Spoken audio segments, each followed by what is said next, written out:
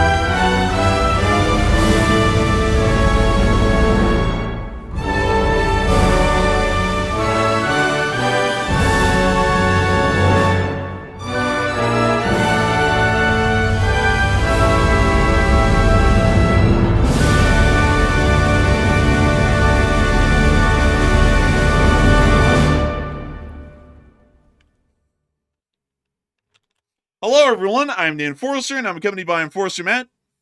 And good evening, folks. It's Enforcer Matt, and welcome back to day 1443 of the War News stream. And tonight we have very big news yet again. A big shocker, by the way. We've seen that Iran has begun a naval blockade of the Strait of Hormuz today after seizing 2 major oil tankers. We've also seen that Iran is now threatening new major missile strikes using a brand new missile that they just unveiled today. And also, we've seen Ukraine devastate Russia tonight with massive strikes, including strikes on their nuclear site in Kapustin Yar. And it's good to see you all once again. And of course, we're going to be covering the past 24 hours of news from around the world, as we have been able to hear major developments from the Middle East, Eastern Europe, and the Americas over the course of the day, with the Islamic Republic of Iran now openly declaring a blockade of the Strait of Hormuz through armed actions that were conducted with the Islamic Revolutionary Guard Corps' naval forces over the course of the early hours of this morning. 2 oil tankers have been seized by Iranian vessels within international waters inside the strait, with around 15 foreign crew members being held hostage by the Islamic Republic of Iran, leading into the negotiations that will be occurring in Muscat, Oman tomorrow, as it has been confirmed that the talks in Muscat, Oman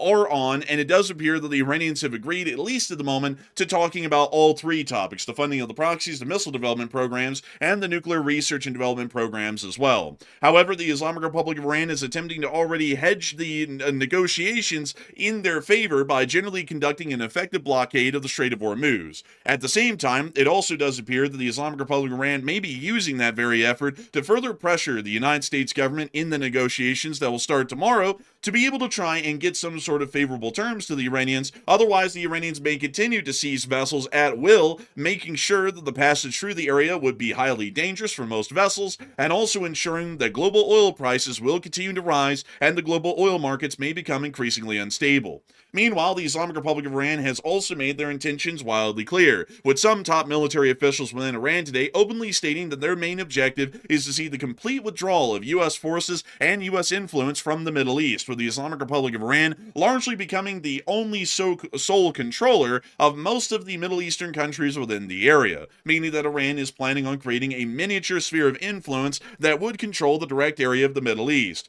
They have also directly threatened that their missile forces in quote-unquote missile city using the Karamshahar 4 are capable of striking and destroying U.S. or Israeli forces at a moment's notice, although that is highly unlikely. The Iranians, however, do seem to not have a lot of faith in their defensive or offensive capabilities, and are already working on satellite photography to fortify every nuclear facility that they have within the country, including the Qom and Natanz uranium enrichment plants, which, based off that information, seems to show us, at least for now, that the Islamic Republic of Iran is still operating some form of a nuclear facility within the Qom uranium enrichment plant and the Natanz uranium enrichment plant, which were both hit during Operation Midnight Hammer in the summer of last year.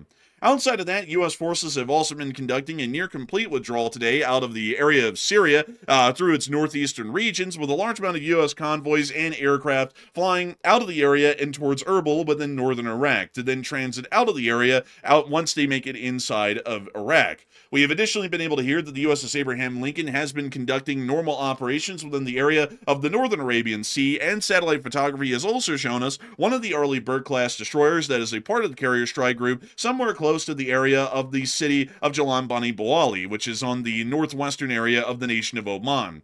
Additionally, significant U.S. airlifts are still being conducted into the region, with a large amount of C-17s and C-5 Galaxies conducting around-the-clock flights into the area and out of the area, as it is believed that the United States is still trying to move in further air defense forces and also additional supporting assets for the United States Air Force and the United States Navy.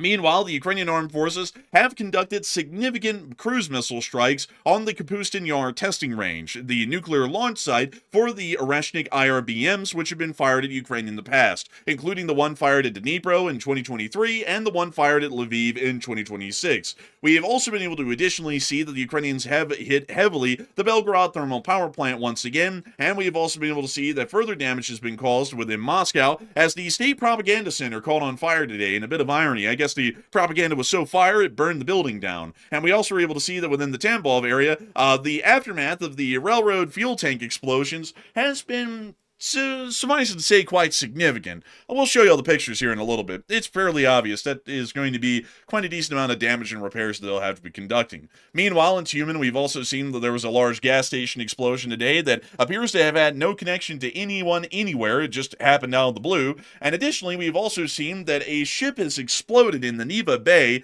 near to St. Petersburg, and we've also seen that a woman burned down a draft office today within St. Petersburg as well. Outside of that, the Polish authorities are also going to be providing even further support to Ukraine here in the near future, and the Ukrainian forces have been able to hold their lines, inflicting significant casualties onto the Russian Federation's armed forces, with the Russians making very little, if non-existent, advances over the course of the day. The United States of America has also seen that the George H.W. Bush is not yet underway, and it is still conducting drills and preparedness drills to make sure that the George H.W. Bush is ready for another deployment at sea. Cuba's infrastructure has also completely collapsed as of today due to the amount of oil that they've had completely running out, so the national infrastructure has completely crumbled as of today, and we've also been able to hear that Alex Saab, who was an ally of Maduro within Venezuela, has been arrested in a joint U.S.-Venezuelan operation over the course of the day. We have a significant amount of news to cover, and we also have been able to hear that the U.S. just bombed a narco boat near Venezuela.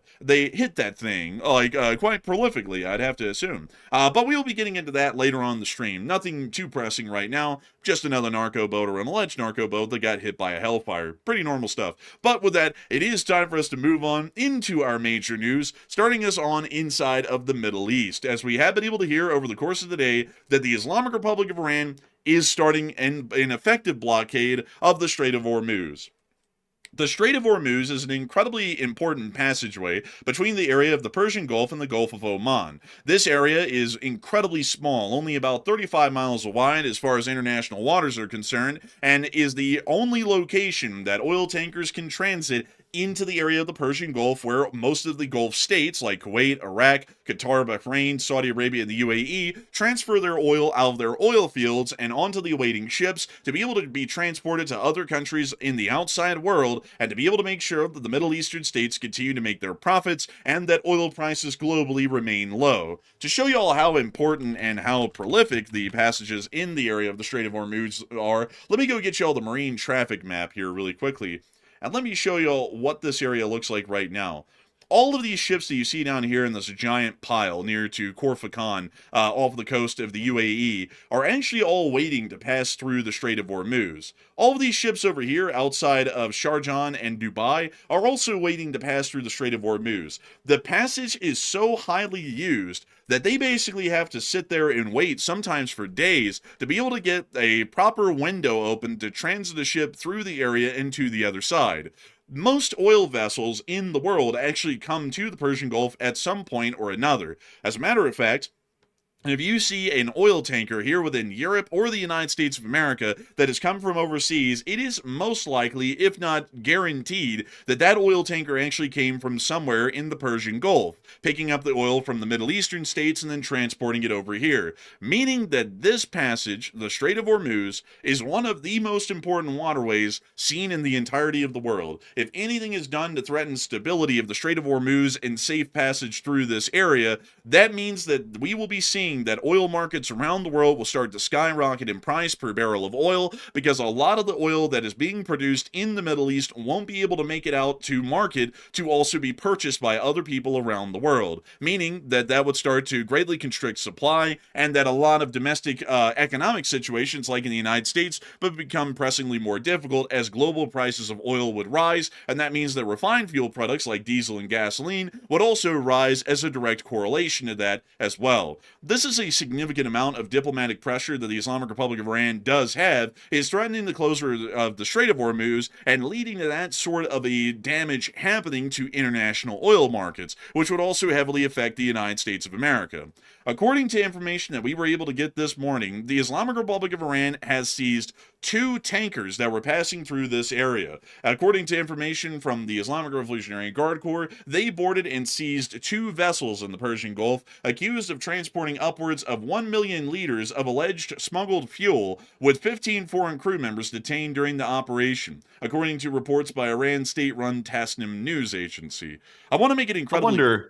I wonder what the hell qualifies as smuggled fuel in Iran's definition. It's like Iran's literally like the smuggling king. Like they smuggle everything. They smuggle all kinds of illicit stuff way outside of oil. So it's like for them to say something is being smuggled, that's a little bit interesting. It's like, and also by the way, we don't even know whose ships these are. Like we still haven't gotten an answer to that. They do not tell us what nationality or what flag of convenience was being used by these vessels. All we know is it's 2 oil tankers, and that's pretty much it. And you know, something else that's a little bit interesting, folks, is that the term by the Iranians smuggled fuel and smuggled oil is a very loose term that is usually used arbitrarily whenever they need to start exacting some form of a blockade within the area without physically putting naval forces out into the strait. This is actually a well-known strategy of the Iranians, and we've seen them use this multiple times since 2023 at different points when tensions are riding high with the United States or Israel, is that they generally conduct a effective blockade, as we call it, by sending out some of their IRGC boats to go and seize several tankers and just claim that they're seizing these tankers because they're carrying some form of illegal gas or illegal oil. The reality of it is that these ships are not operating in any illegal capacity. They are operating well within the parameters of international maritime law. The Iranians, though, have a very arbitrary legal definition of what, I guess you could say, contraband oil or gas would be, which is basically any oil or gas that is produced by a country that is somewhat aligned with the United States of America, and they may be transporting that oil or gas to somewhere, say a country that is aligned with the United States of America or is the United States of America. That's generally the sort of arbitrary claim that they make, meaning that this is not ever really enforced as a standard. This is only enforced when they're trying to look to gain some form of leverage, and the leverage that they get is by manipulating the global oil markets. One thing that's incredibly interesting, folks, and this is something that I actually didn't know until about a year ago, is that the price per barrel of oil is not a localized price. The price per barrel of oil is actually a standardized global price, meaning that any fluctuations in supply in one area of the world can affect every other corner of the globe, even for domestically sold barrels of oil within the United States. And that means that if the Iranians start this blockade, which they have today, a lot of these ships are going to be getting somewhat concerned passing through the strait, because they're going to be fearful that if they try to pass through the strait, the Iranians might just declare that these vessels are arbitrarily illegal. They'll seize them, and the company that had that ship is now out of a ship and also has dozens of crew members that they're now having to try and negotiate the release of, or possibly even pay ransom to the Iranians, or basically sit helplessly as the Iranians use that ship and its crew members to hold them hostage against another country, like the United States of America. Once that starts to happen, the amount of oil that's being exported out of the Gulf states, and also generally the Middle East, starts to decline massively, at least in terms of what's available to global oil markets.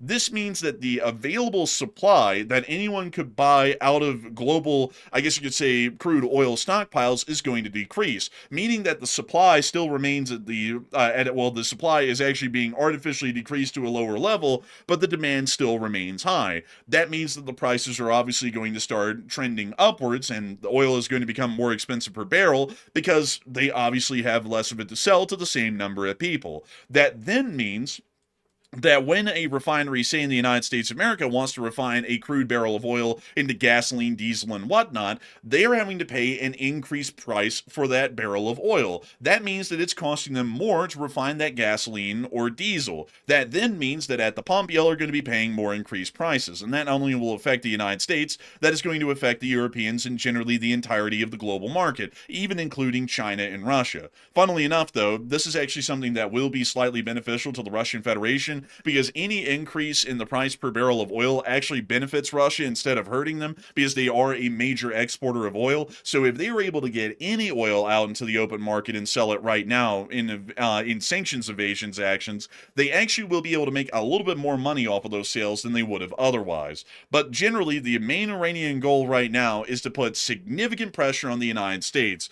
They did this today because negotiations over the Iranian issue between the United States and Iran begin tomorrow in Oman. And this is a very deliberate action to show we will blockade this strait and screw over the United States domestically, economically, and we will also screw over the foreign situation on oil economics if you do not generally meet our terms, or if you go to war with us to try and open up the strait again and generally maintain that it will keep open and generally free.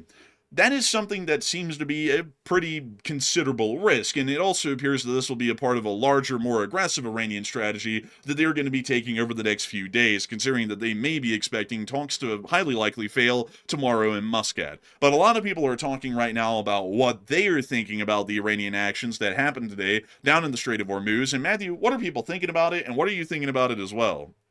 Okay, so we did know that Iran wanted to seize a U.S. flagged oil tanker. We saw them attempt to do that the other day, but the U.S. flagged tanker had that American spirit. They had the bald eagle flying behind them. They simply slammed that thing to the floor, literally floored the ship. They took off. The Iranian gunboats got left behind, and the U.S. Navy showed up to protect it. So Iran couldn't seize the U.S. flagged tanker, so they went for the next best thing, and they found two more to seize instead. And I would say, based on the idea that we have not seen a response from the U.S. Navy, it's logical to assume that these were likely not U.S. flagged tankers, or otherwise the Navy would have showed up, because they're literally right there in the area. So now that Iran seized two oil tankers today in the Strait, is this the start of an Iranian blockade? 66% said yes, Iran is now blockading, while 21% said no, Iran is simply trying to threaten a blockade, and 6% said it's probably just isolated incidents.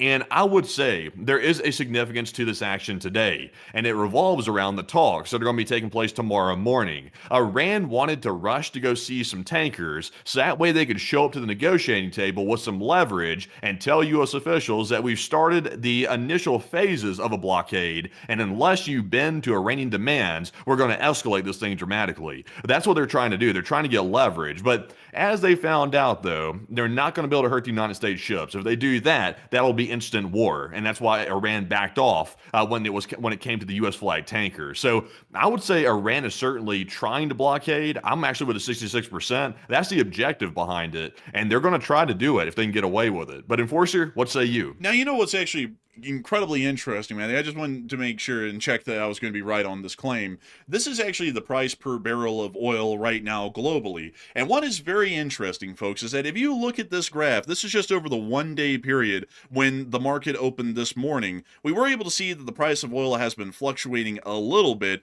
but towards the end of the day, we've actually seen that there was a slight spike in the price. It's not as high as it was in the morning, but it's still getting around to that category. And as y'all can all see, the price of oil does fluctuate somewhat over several dollars over the course of a decent amount of time. We were able to see at the very beginning of this year, it was hitting some of its lowest prices, especially over the course of this year, at $55 a barrel. But with the Iranians causing this blockade, we do have to remember, folks, that around 30% of all global crude oil is produced within the Middle East. And most of that oil is going to be loaded onto oil tankers here inside of the Gulf of Arabia, or the Persian Gulf. That means that the Islamic Republic of Iran is trying to chokehold the United States of America in the negotiations tomorrow and go, we started a blockade yesterday. If we keep blockading ships, they don't even have to be American. If we just keep blockading ships and seizing them and stopping a whole bunch of companies from believing that it'd be safe to export oil from the Persian Gulf, we'll start jacking up the global oil prices, which creates a lot of major issues. That slows down the economy because transportation becomes far more expensive. That slows down the aviation industry. That makes it difficult to conduct a whole bunch of regular actions. And unless if you meet our demands, we're going to actually enforce this blockade indefinitely, or we might even increase the blockade to be a complete blockade where literally nobody of any type or any vessel can transit in and out of the Persian Gulf. That is what this is. This is a clear manipulation tactic and also a leveraging tactic by the Iranians for negotiations that will start tomorrow, so that way they can clearly try and get an upper hand in those negotiations by threatening and enforcing a blockade of the Strait of Hormuz. Not a good idea, in my opinion. That generally will usually invoke strong military action by multiple parties, not just the United States of America, because this will hit the bottom line of the Middle Eastern countries, as a large amount of their oil companies are no longer able to export oil to the countries that buy from them, like, say, Europe or even the countries in Southeast Asia. And not only that, another important thing is that this could invoke a wrath of an entire coalition of European states. The Europeans buy a lot of Middle Eastern oil, more so than the United States does. And for that reason, this could actually start to create a pretty significant brewing of tensions and anger by the European states against the Islamic Republic of Iran for illegally blockading an international water passageway and also jacking up the prices of oil in the long run. So not really a good move. It's a diplomatic leverage attempt that they're trying right now, but it probably won't turn out well in the long run if they try and enforce this full form, because they're going to get the wrath of multiple countries down on them. Also, by the way, show me that picture again that we have. You know, I think it's a stock photo actually. Let's see that picture we just looked at here. Let's see it. So, you know, here's one thing. Like, this is a bit petty, but if we're going to get blockaded by a country, we can't get blockaded with a country using fishing boats for their navy. Like, we just simply cannot allow that to happen. That's a big blow to our pride as the United States. We can't allow that to happen. At least if we're going to get blockaded, at least it could be like, you know, a proper navy. Like, you know, can we consider the Russian Navy proper anymore? It could at least be the Russian Navy doing something like this, and that's not saying much. But come on now, not the Bass Pro like fishing boats. Like, we can't have like stuff like this. Bro, they literally took the Sea Baby, an open top Sea Baby, and put a Dishka on it. I mean, we can't really, you know, we can't let a country like that blockade a strait that's that important. I mean, that would be a joke. We might. I mean, it looks like we're pretty much letting them start that today. They did do that a while ago back during the 12-day war, and we really didn't do a lot to stop them then either. So I would hope that this time we would do something, because it would not be good to see global oil prices start to rise. Generally, we want to keep the oil prices as low as we possibly can, as it facilitates economic development, because transportation, which is a pretty decent factor in cost prices for final goods, would be greatly decreased, meaning that things would be generally more affordable and cheaper. So we really do not want to see a country that uses fishing boats blockade one of the most important straits within the entirety of the globe. But moving on out of that, the Iranians also made it clear, going, of course, into the countdown for negotiations tomorrow, that they are a country that only has America's best intentions at heart. And y'all all know that I say that quite sarcastically. They did put out some propaganda today. It's their usual propaganda towards Israel. And up here in in Farsi and in Hebrew, it says, "You don't have a lot of time." And I guess we don't. We don't have a lot of time before we start bombing Iran. So, I mean, they are kind of right on that. I guess that's Tehran down there at the bottom of that hourglass. But didn't they do this exact same thing last time? Like, I recall distinctly, almost identical. They barely even switched up the propaganda. I think they're recycling it from the last time they got their asses handed to them during the 12-day war. They put out similar stuff to this, literally right before the B-2s came in and absolutely devastated the place. And then Israel finished them off with all their attacks. So, I mean, it's like the same thing. It feels like history's repeating itself again. But Matthew, you forgot they didn't put up that bullshit red flag of vengeance where they have to sit there in the Capitol and go, "You just son of a," as they raise the flag. They haven't done that one yet. So we're still waiting for that little move. That one will be coming in a minute. And also I got to go pull that up for y'all. Let me go pull up the red flag of vengeance. Because apparently when they want vengeance, they become communists. Because they raise this red flag, this one right here. And it's the red flag of vengeance, aka the red flag of revenge. And it's officially raised as a state ceremony whenever they're getting ready to conduct any military actions against another country. It's absolutely stupid. I mean, it literally is telegraphing we're about to start striking something or do something crazy. So I don't even know why they do this, because it completely defeats the element of surprise every time they do. But they do it. So that we haven't seen yet. We're waiting for that one. It'll be coming around here in the near future, though. I can promise y'all that one. Meanwhile, we also were able to hear that 15 official executions were conducted today, most likely on political prisoners, because this rate of executions isn't entirely unheard of inside of the Islamic Republic of Iran, but it is fairly high, and that does generally mean that the Islamic Republic of Iran is most likely conducting executions of political prisoners from the protests and the attempted uprisings that were conducted earlier in the year in early January. We've also been able to hear that an Iranian military official, a general, as a matter of fact, General Hossein Dahigi, made a statement today on Memri TV, which is an official Iranian state television network. And I'm going to mute the audio, and I'm going to just let y'all hear what this guy says, because this guy is at the top of the Iranian command circle for the Islamic Revolutionary Guard Corps and the official armed forces of the Islamic Republic of Iran. So this guy's statements generally can be taken as their military policy and their foreign policy for the region. So let us read what he was saying today in English, so that way it's a little bit easier for people who may not be looking at the screen right now to hear. When the Americans threatened to attack us, this guy talks very slow. They should know that our first target would be the Zionist entity. It is within the range of our missiles. It is America's weak spot in the region. Oh, yeah, of course. It's a weak spot. Our first target would be the Zionist entity. We are not afraid of the military buildup in the region. We insist that we have targets to retaliate against. We can teach them lessons of historic proportions that they would never forget. The enemy's return to negotiations, America's return to negotiations, ... is a sign that they fear the capabilities of the Iranian people.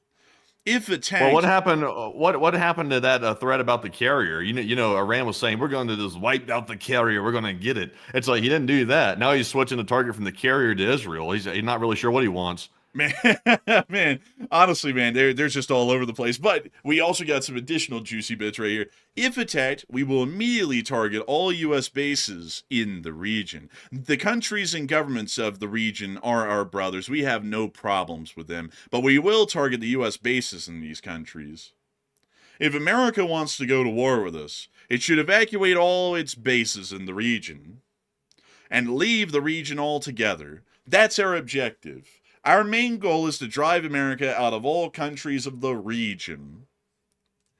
Well, I mean, it's not like my foreign policy analysis there at the end has been confirmed correct once more, because Iran's end goal is to drive the United States out of the Middle East by whatever means, whether they have a nuclear weapon or by conventional measures. They want to see the United States removed from the region so that way Iran, which is generally a Chinese and Russian aligned ally, can basically run the entirety of the Middle East and generally have all of the other countries under their thumb to make sure the oil resources would be secured for the Axis powers. So, I mean, the foreign policy. It's also quite funny.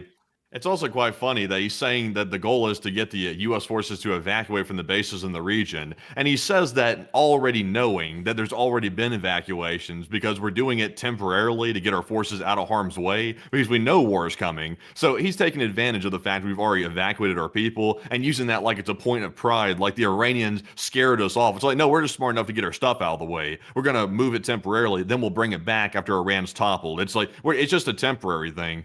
Man, I gotta say, it is ridiculous, man. It's absolutely insane the amount of cope that they go through because they sit there and talk about, we will teach them a lesson, inshallah. It's like, well, last year y'all got obliterated to hell and y'all couldn't even see who was bombing you most of the time. It's like, how do you even expect to do anything this time? Like, it's all hype talk, folks, from the Iranians whenever they talk about what they can do. It's like, oh, I'm so scared.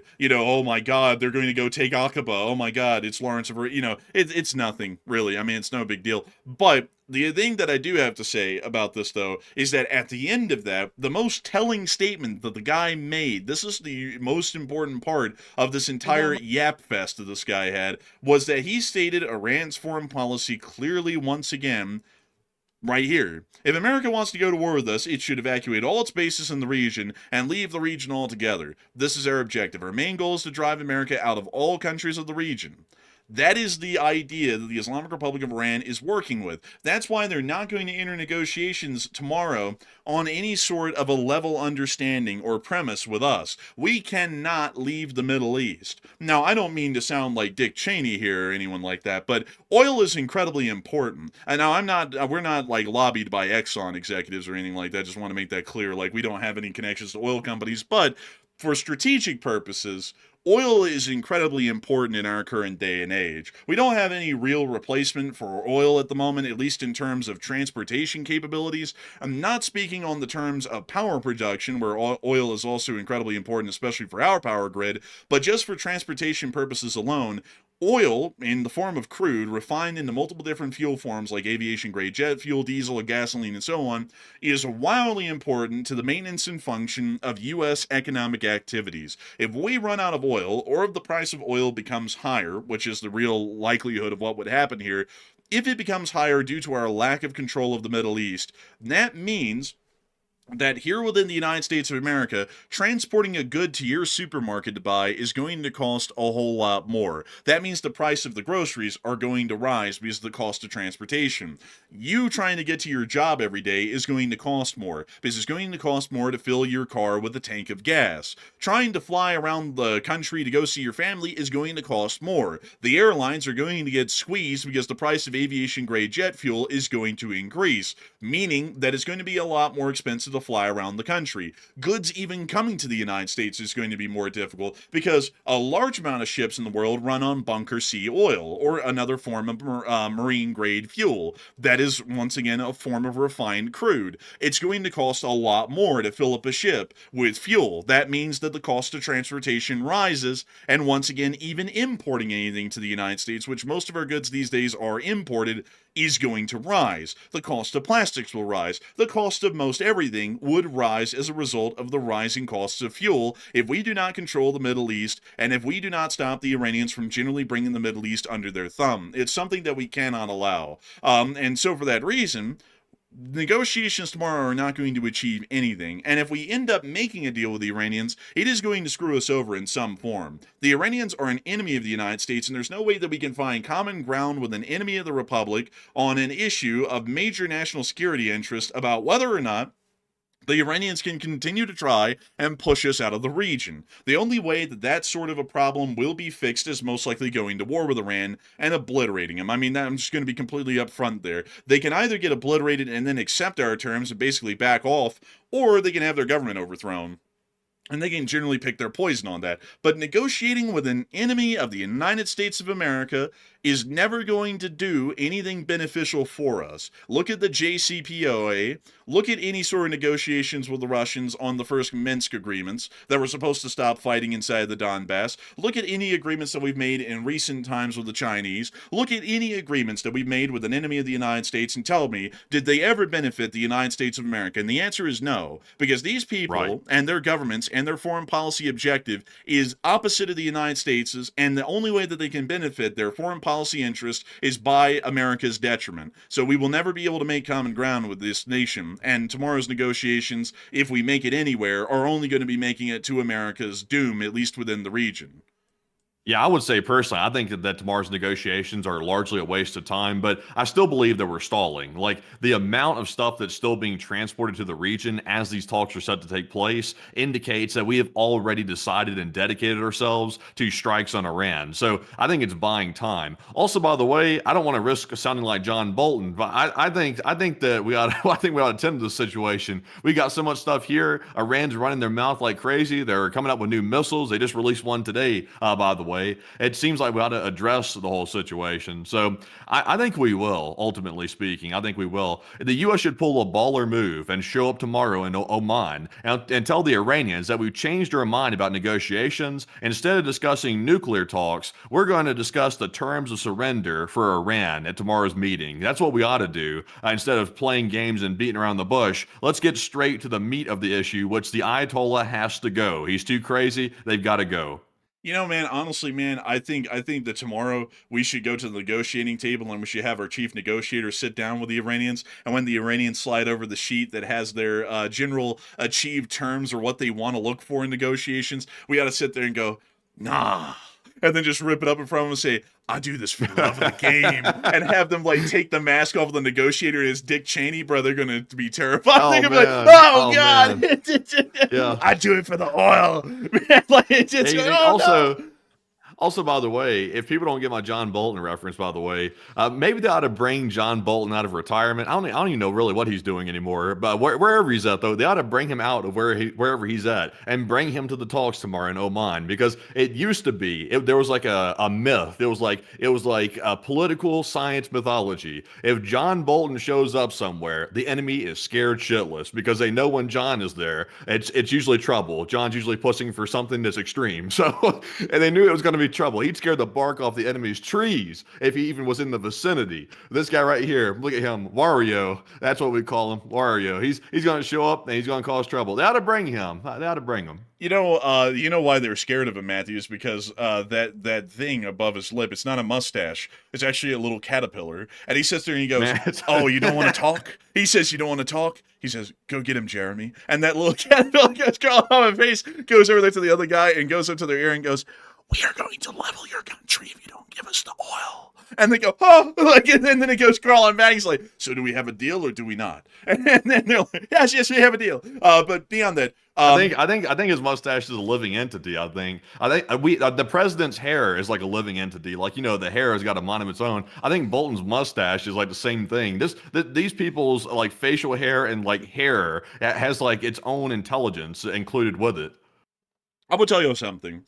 I don't know what's up with John Bolton recently, but John Bolton served a very good purpose for many administrations here in the United States, because whenever he showed up, John Bolton is generally one that leans into just going all in on someone and literally laying into him. And so whenever you brought him around, the general idea was that we already know that he wants to lay into everyone. And if the president, whoever the negotiator or the president is, if they brought him around for some sort of talks or negotiations, that means the president is apparently preferring hearing about obliterating someone, particularly whoever he's talking to, and that is what put fear into people. They're going, wait a minute, when we get done with these talks, Bolton's just going to tell them no matter what that we ought to be bombed. So maybe we ought to back off, because this is showing, just the arrival of this guy was basically showing that war was imminent most of the time.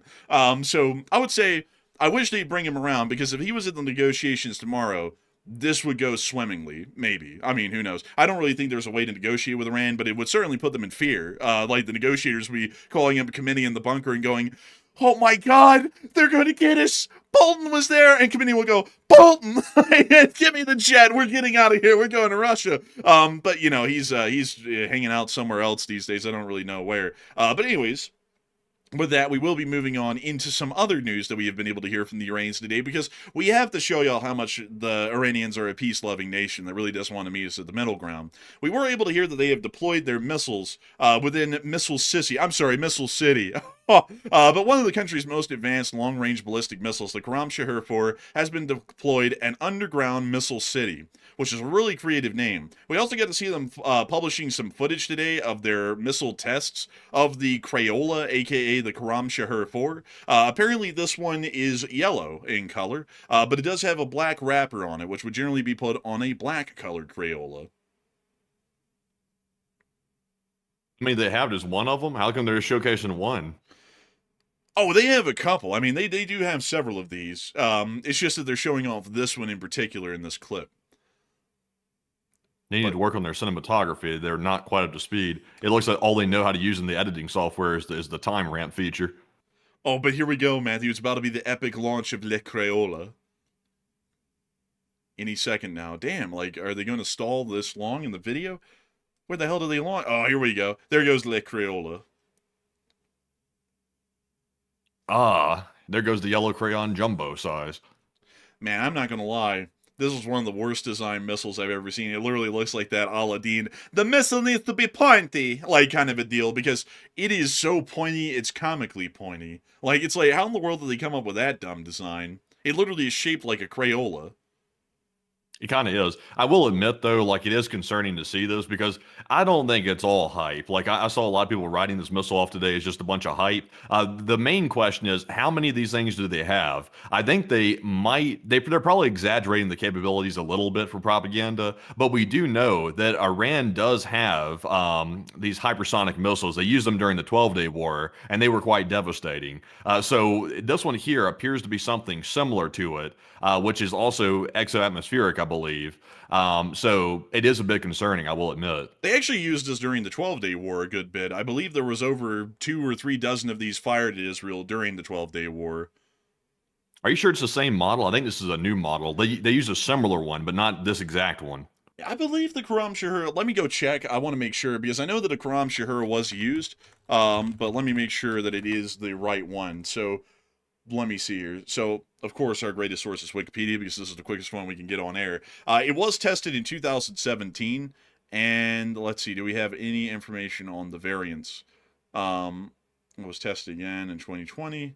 Doesn't really, let's see, new variant. So the Khorramshahr 4 was unveiled on the 25th of May of 2023, so it actually would have been around for the 12-day war back in 2025.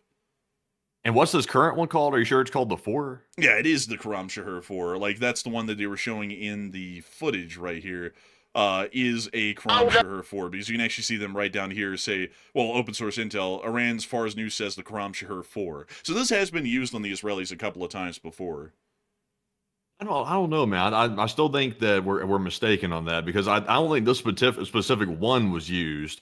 They might have used one similar. I don't think this exact model was used. Oh, let me go see if I can find some information on that. Oh, wait a minute, hang on. Let's see. It's become smaller inside. Let's see. Khorramshahr 4 12-day war. So, let's see here. I'm trying to see if we could get any proof that it was used back then. Because I'm fairly sure that it was used back then, because I remember talking about the Khorramshahrs, and we were like, these are technically medium-range ballistic missiles. They can reach Israel, and they can even reach a little bit farther. And I'm trying to see if I can find when those were used. Use history. Let me see if I can type that in and get a little bit of answer here. Let's see here. Development, naming. Damn, they don't get, like, Let's see here. Fortune design serves as strategic capabilities, purpose.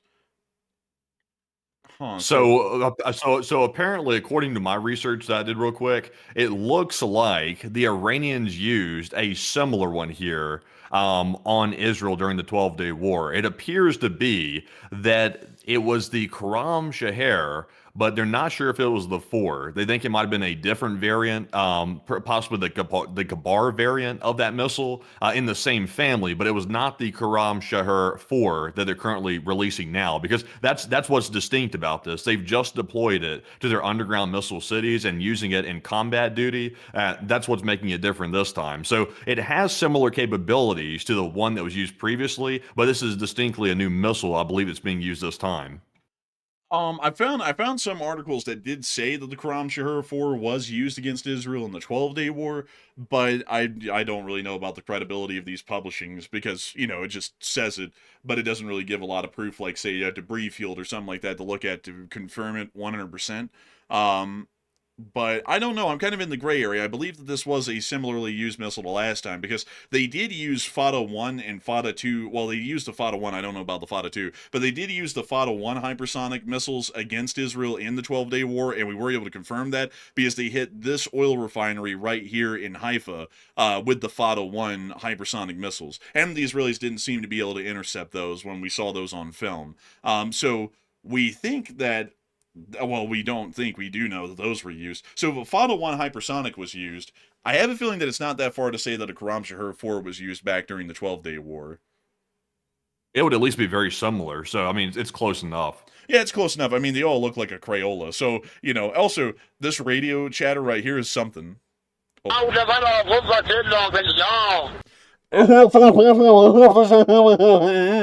he's like, great. Why did you say Aladdin? Did you say General Aladdin? It sounded like you were saying that fictional character. Man, he said, in the name of General Aladdin.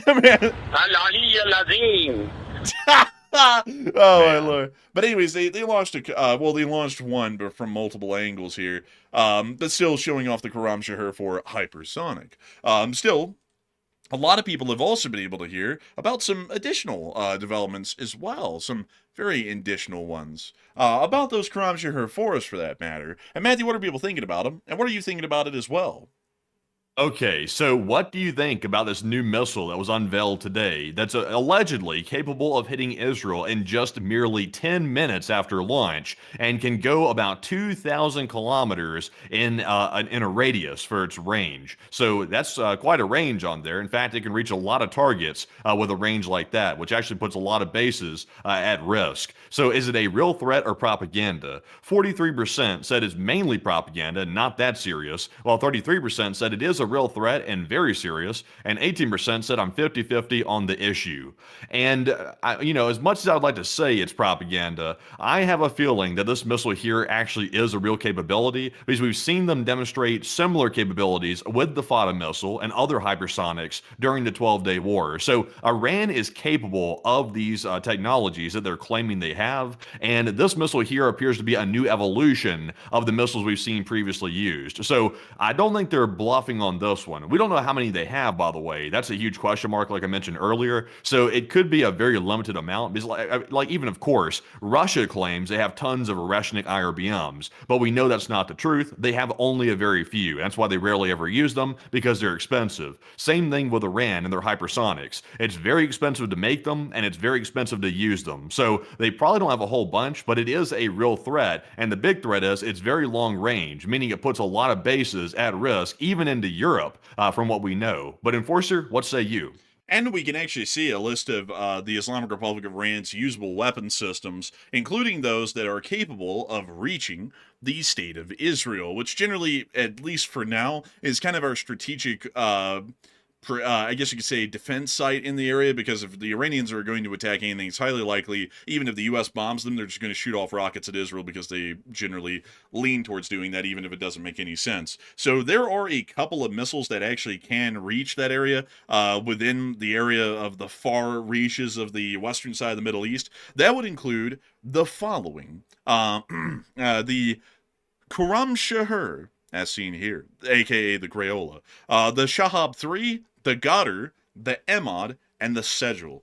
all of those can actually reach the state of Israel and also go a good bit beyond. The Shahab 3 is actually designed specifically to be able to reach Israel and try and hit them. But the others, like the Emad, the Sejul, and the Gadar, as well as the Karam Shahar, can actually reach much farther and can actually reach all the way into Ukraine, all the way up to Moscow, as a matter of fact, from their launching points inside of the geographical dead center of the Islamic Republic of Iran. And that range can, of course, be greatly increased if they get close to a border of the country, say to its western side or its eastern side, and they can even hit a little bit farther into a place like, say, Europe or elsewhere. So it does pose a significant threat to U.S. forces that are within CENTCOM's area of responsibility, and it can even pose a threat to U.S. forces that are within EUCOM's area of responsibility. If they were able to get some of their missile launchers around the area of Tabriz, they might even be able to reach the U.S. airbase at Vicenza in Italy, which is right up here. And let me go show you all that here really quickly.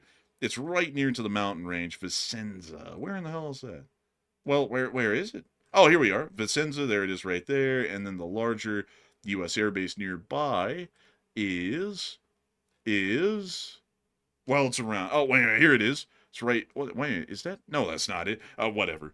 Like, sorry, everyone. Sorry, I can't find Vicenza airbase off the top of my head right now. I don't really go and look at it all too much, but it is a larger basing of U.S. forces under U.S. Army of Europe and Africa, so they could possibly even try and target that as well, meaning that U.S. air operations all the way from Central Europe into the Middle East could be threatened as far as their ground operations are concerned from Italy and further east. So it does pose a bit of a risk, but at the same time, we do have some decent interception capabilities against these sorts of missiles. For example, the U.S. Navy does have the SM-2 and SM-3 standard block missiles that we can use against those, which are capable of conducting exo-atmospheric interceptions. And we also have the Aegis Ashore systems within Romania and Poland, which also use SM-3 missiles and interceptors, which would be capable of trying to target and shoot down any of those Karam Shahars if they attempted to hit any U.S. Air Force assets within the area of U.S. Army Europe and Africa, or EUCOM's area of responsibility. So I would say it poses a bit of a risk, but as long as we have enough air defense forces within the area, it shouldn't pose that much of a risk, at least to me.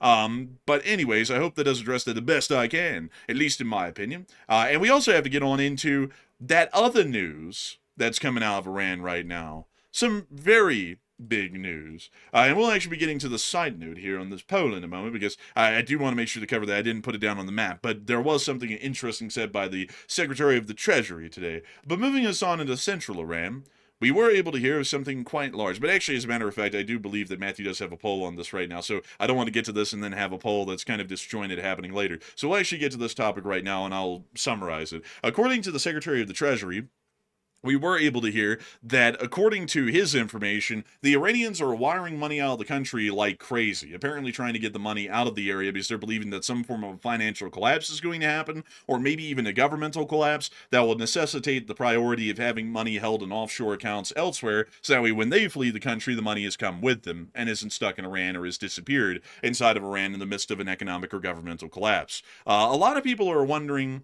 what is up with that? And Matthew, what are people thinking about that? And what are you thinking about that as well? Okay, so we do know, or at least it's claimed by a U.S. official, that Iranian officials are currently wiring money out of the country like crazy, in their own words, as the Iranians prepare to possibly flee. So what are your thoughts? 50% said the Iranian officials will flee once the attacks start, almost immediately after that, while 31% said they will flee only if they're losing, and 16% said they likely already fled in one form or another. So what this tells us, from my opinion, is that a bank is snitching out there. Somebody that banks the Iranians is likely snitching. I don't know which bank that would be, but someone has to be, because otherwise, how does the United States know that the Iranian Ayatollahs are wiring money out of the country like crazy? Also, by the way, whose money are they wiring out? Are they fleecing the entire Iranian government of all the money it has, or are they taking their own personal funds out? We don't know that either, but all we know is they are literally taking all the loot and they are throwing it most likely probably toward Russia, because that's probably where they're going to be fleeing to once this gets nasty. So that's not a good sign. Like if people are already like taking the loot and running with it, that's indicating that they really don't believe their own propaganda. So I'm with the 50%. I think it's very likely that once attacks start and it looks like the U.S. is committed to an operation against Iran, I think they'll flee immediately because they know they can't win and they don't want to be caught lacking and not be able to escape it once they get taken over later. But Enforcer, what say you? And I see that a lot of people are trying to wonder, since Matthew said that a bank may have leaked the information. Some people are saying, who could it be? And I see some people pointing a finger at the Swiss. Now, the Swiss ain't no bitches. I have to say that when it comes to banks. They don't rat on anybody, like, ever. Like it was actually found out a little bit later that even Al-Qaeda had bank accounts that were open in Switzerland in some banks. And those banks kept that information completely under wraps. We had to find that out by actually getting that information out of Al-Qaeda, one form or another. And they were like, wait a minute, they have accounts in Switzerland? So the Swiss would never rat on anybody because that's a big part of their shtick, is that they are militantly neutral, including most of their civilian institutions as well. So they would never rat on anyone. Whoever the money's going to, it's another country that is willing to rat.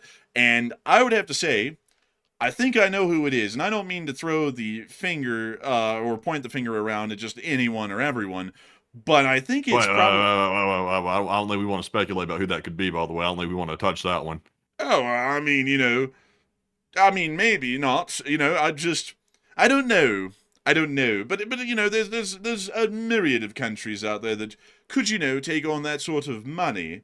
Could be Russia, really, It could be anyone. It could be anyone, it literally could be anyone. But beyond that, though, I have a feeling that the money is going somewhere, and it's not going. Like I see a lot of people speculating on that further. It's not a Western European country, I can promise you that. But I would say that it's highly likely that they're trying to get the money out of there because the top government officials, or at least the top Iranian businessmen, are most likely going to be fleeing the country once the economy or the government collapses, and one will be happening quite soon. The economy is pretty much already collapsed, but if it completely ceases to function, that's a whole other thing. And so when they try and flee the country, they want to have money with them, because if they flee the country and the money is not ahead of them wherever they're going, then the money is basically lost. They might not be able to get it out of Iran once they leave. So they're trying to make sure that the money is out before they have to leave as well. So I think that once attacks start, we might see people packing up and fleeing the country in general. But I do hope that does address that the best I can, at least in my opinion. I would have to say that I do believe that a lot of the higher-ups in Iran are probably trying to get ready to take a run for it. Additionally, speaking of something else that I do know that Matthew definitely has a poll on, so Matthew, get that nuclear one ready, because we've got something big here. BB better not touch my nuclear shit. I'm gonna go loco in this B. Man, you know it. And we about to get into that news. Now, there are a lot of nuclear sites inside of Iran. And to buy Matthew time to put up this poll before I actually get into the real news here in a second, I'm going to show you all the nuclear facilities and talk about their importance and also what's happened to them in the past. Probably one of the more important ones that we've ever talked about was the Qom nuclear facility, aka the Qom uranium enrichment facility, which is used by the Islamic Republic of Iran to refine uranium into either fuel-grade uranium or weapons-grade uranium. There are centrifuges inside of the tunnels under this mountain that allow for those sorts of operations to be done. There is also a supporting facility up here as well that helps out with that, but generally that's above ground operations.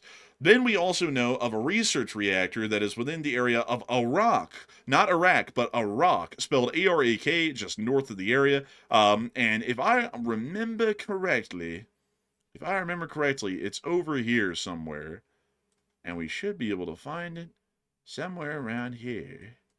Where in the world is it? Ah, here we are, the heavy water reactor. We believe that this is used by the Iranians to try and produce weapons-grade plutonium as a byproduct of the operations of the research reactor.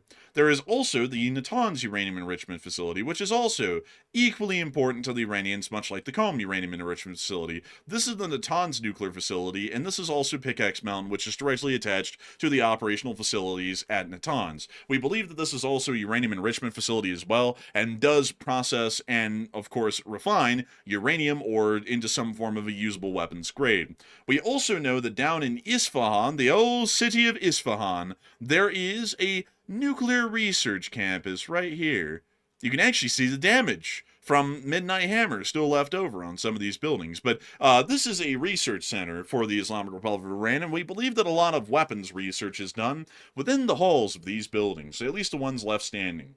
And there are a couple of other important facilities within the area, like, for example, the Parchin nuclear facility as well, which, if I'm not mistaken, I believe it's this facility right here, if I'm not wrong. Might be wrong on that one. And also they're building something else right off to the west of that. But generally, there's quite a lot of stuff here that is somewhat important for the Islamic Republic of Iran and its nuclear research and weapons capabilities.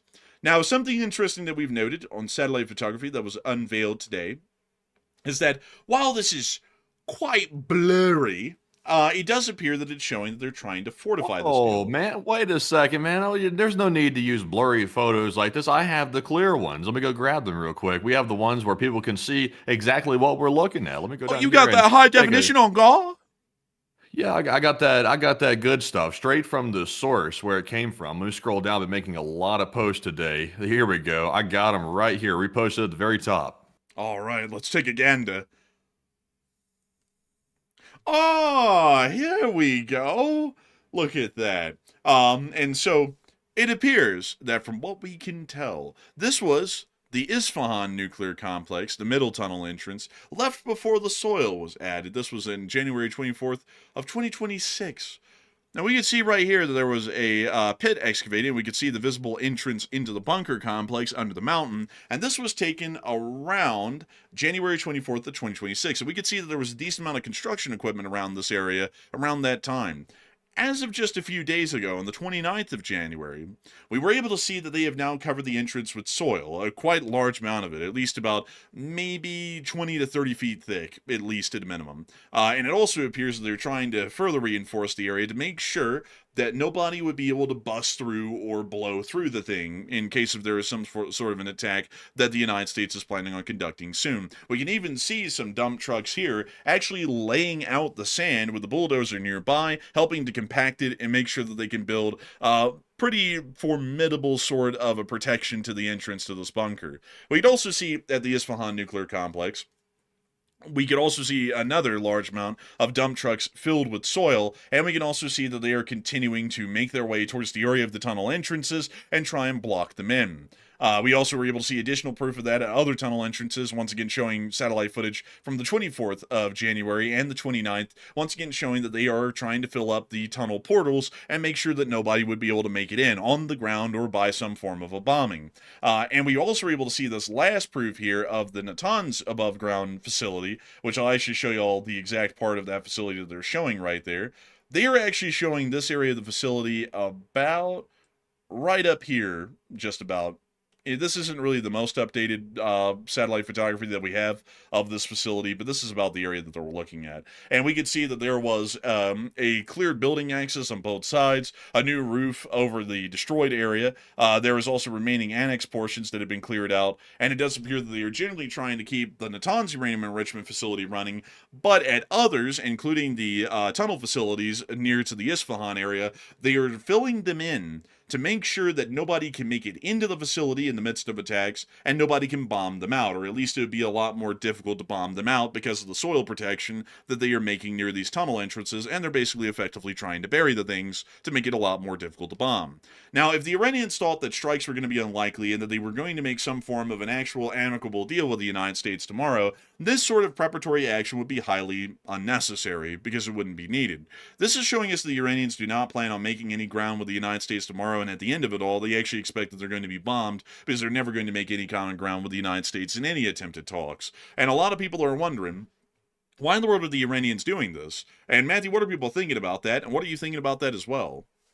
All right, and also in the meantime, pull up that picture of the entrances covered with sand one more time. I want to make a point here when we get over this poll in a second. But right now, we are seeing that Iran's begun burying the nuclear site entrances with sand and heavily fortifying the facilities, or at least that's what they think they're doing. And what are your thoughts? 69%, nice, said the facilities are still vulnerable, while 20% said that will protect their facilities now they've covered it with dirt, and 7% said I'm 50-50 on this one. So, what are the facts here? The big question is covering the entrances with dirt going to help them? And the answer is no. This provides basically no protection whatsoever. So, it's a feel good measure, is what this is. The Iranians think they're doing something, but they really aren't, because the bunker buster munition that will be used is a GBU 57. The GBU 57 has a penetration depth of about 200 feet, roughly speaking. We don't know the exact depth of Isfahan, which is the one we're looking at here on the satellite images, but it's suspected to be a little bit deeper than 200 feet.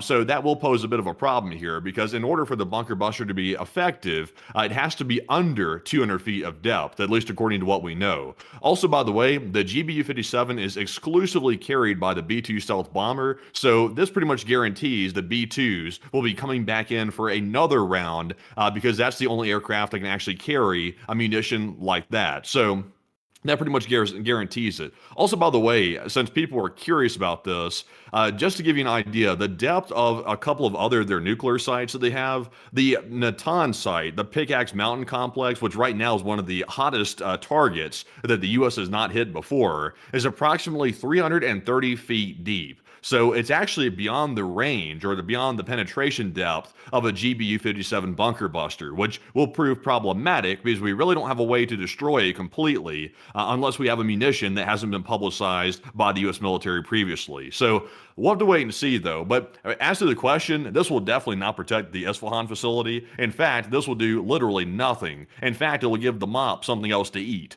But Enforcer, what say you? They want to feed the mop soil, and it loves soil. It rides in the soil. It's like Francis in the filth, it just loves the stuff. It really slops it up, But beyond that, I would have to say that the facilities are entirely vulnerable at the moment. There's no real way that they'll be protected, especially the Natanz enrichment plant. It will not be protected by these stopgap measures. Pickaxe Mountain might be, and the Comey uranium enrichment plant might be, because their tunnels might be deep enough where the actual centrifuges are. But in general, this will not protect any sort of subterranean facilities that are closer to the surface, less than 200 feet, which some of them are, like the Natanz facility. So I would say this might end up poorly for them. And I would have to say that it generally is something of a stopgap measure to try and do something, although in reality, the chances of doing anything is going to be wildly slim in stopping U.S. munitions. Also, by the way, Hokey Redneck brought up a good point. Let's see here. I was trying to go back and read off his exact chat, but he mentioned something about sending 2 bunker busters down in succession. Would that make a difference? And I believe that was the logic, Hokey, that was being used by the U.S. military commanders when they were suggesting multi-week strikes on these facilities, because it was already known that several of Iran's nuclear sites, including Fordo, is deeper than the penetration depth of the GBU-57 MOP. Also, Pickaxe Mountain and Natanz is deeper than that as well, deeper than 200 feet. So they knew that just hitting it once wasn't really going to fix the problem, and that's why they were suggesting multi-week strikes with the B-2s, which we did not get. And also, that led to a whole bunch of speculation about the facilities actually still being intact, and we still don't really know truly to this day whether or not those facilities have been completely destroyed or not. Based on the data that we have, it would seem logical to conclude that the facilities are likely still intact, at least partially, because we only did 1 round of strikes, and the bunker buster can't really hit that deep, or at least in theory it can't. So it might be maybe this time, if we do multiple rounds of strikes, we will slowly clear away more layers of dirt and topsoil, and that will therefore reduce the penetration depth needed to destroy each facility. That could be the logic that's being used this time. Unfortunately, dropping 2 of those in sequential order and hoping that they're actually able to pretty much improve upon each other's penetration of the soil or the ground cover is actually going to be a little bit difficult, because while these bombs are laser guided onto their target, or GPS guided as well, the margin of error there is usually a few feet. So it would literally have to be a 1 in 1,000 chance about that the thing would literally basically make a hole in one in the penetration of the last bomb, and then fly all the way down to that bottom of the shaft, hit the soil, and then start burrowing even further. That would be a pretty difficult one, and also on top of that, there's a lot of other variables that would have to be put into account that we might not be able to factor in. A MOP can penetrate about 200 feet of ground cover, but that is not an absolute guarantee. If the soil is made up of a more solid rock, the penetration depth is actually going to be slightly less. And sadly, we don't really have the ability to conduct exact seismic scans around that area to be able to understand what kind of geological rock that we're working with that bomb would be going through right at these facilities, and if it changes from depth to depth, foot to foot. So that means that there would be a lot of approximation being done with the second bomb, if it was even able to make it in the hole of the first one, to be able to have it go down at a proper depth and then proximity fuse at that right distance, because it probably might be off maybe by a dozen or several dozen feet, which then means that it might cause moderate damage, but it wouldn't be creating facility destroying damage that would completely knock it out of operation permanently. So I would say that generally with these facilities, the ones that we're talking about at Qom and Natanz, like Pickaxe Mountain, that are about 300 feet or deeper, it's going to be incredibly hard to actually knock these out unless we went in on the ground somehow, broke into the tunnel entrances, and then just had people go in there, physically rig explosives, and then destroy everything within them. Outside of that, it would be fairly difficult to be able to pull off. But Matthew, what do we got on breaking news? I hear that we have something breaking coming out right now. Okay, so this is a piece of breaking news. It did come out right as we were going live, but I see a lot of people mentioning it. So just to cover this real quick, the U.S. embassy, the virtual embassy, because we technically don't have an actual Iranian embassy in Tehran because the U.S. doesn't have a diplomatic presence there. But they're telling the citizens, American citizens, to leave Iran now, leave through any way possible. That's what they're telling people. They're telling you to leave by land, by Armenia, Turkey, any way you can get out. They're telling you to get the hell out. Also, by the way, it was already a level 4 travel advisory anyway, so technically you weren't supposed to travel there in the first place, but the fact that they're repeating the calls for people to leave indicates that there is some type of action that is reaching a closer time frame, I guess you could say, that they're going to pull something off. So just to shout that out, it is true, the embassy has made that statement. And that's fairly interesting to hear. And also, I just saw someone else say before we move on out of this, someone said, well, they dropped them one after the other the last time. They did, that's true. But the problem is that they dropped them one after the other the last time, and it appears that we have clear proof that it apparently did not cause facility-destroying damage, and the facilities are generally still operational to some extent, including Qom. So I would say that apparently those MOPs are not the be-all, end-all answer to the problems that we're looking at here. I think that we're looking at something that's going to require a lot more of a hands-on approach. And when I say that, I mean people on the ground actually going in there and rigging explosives inside of the facilities to be actually sure that we can destroy these facilities entirely. Outside of that, I think that for now, this is going to be a little bit beyond our abilities, and also it's not easy to just craft a bomb. This isn't Minecraft, you don't go to a crafting table and just, develop the GBU-58 mop, that can go 300 feet. It would take months or years to develop a weapon like that, and tons of testing to make sure that it could work, and then finding an aircraft that could carry it, and that would be a whole thing unto itself, and that would take a lot of time, and we really don't have a lot of time to work with. So it'd have to be something that we can do right now. So if the mop doesn't work, then we have to look for another answer that might be able to work in general. Like, say, for example, this is a good idea.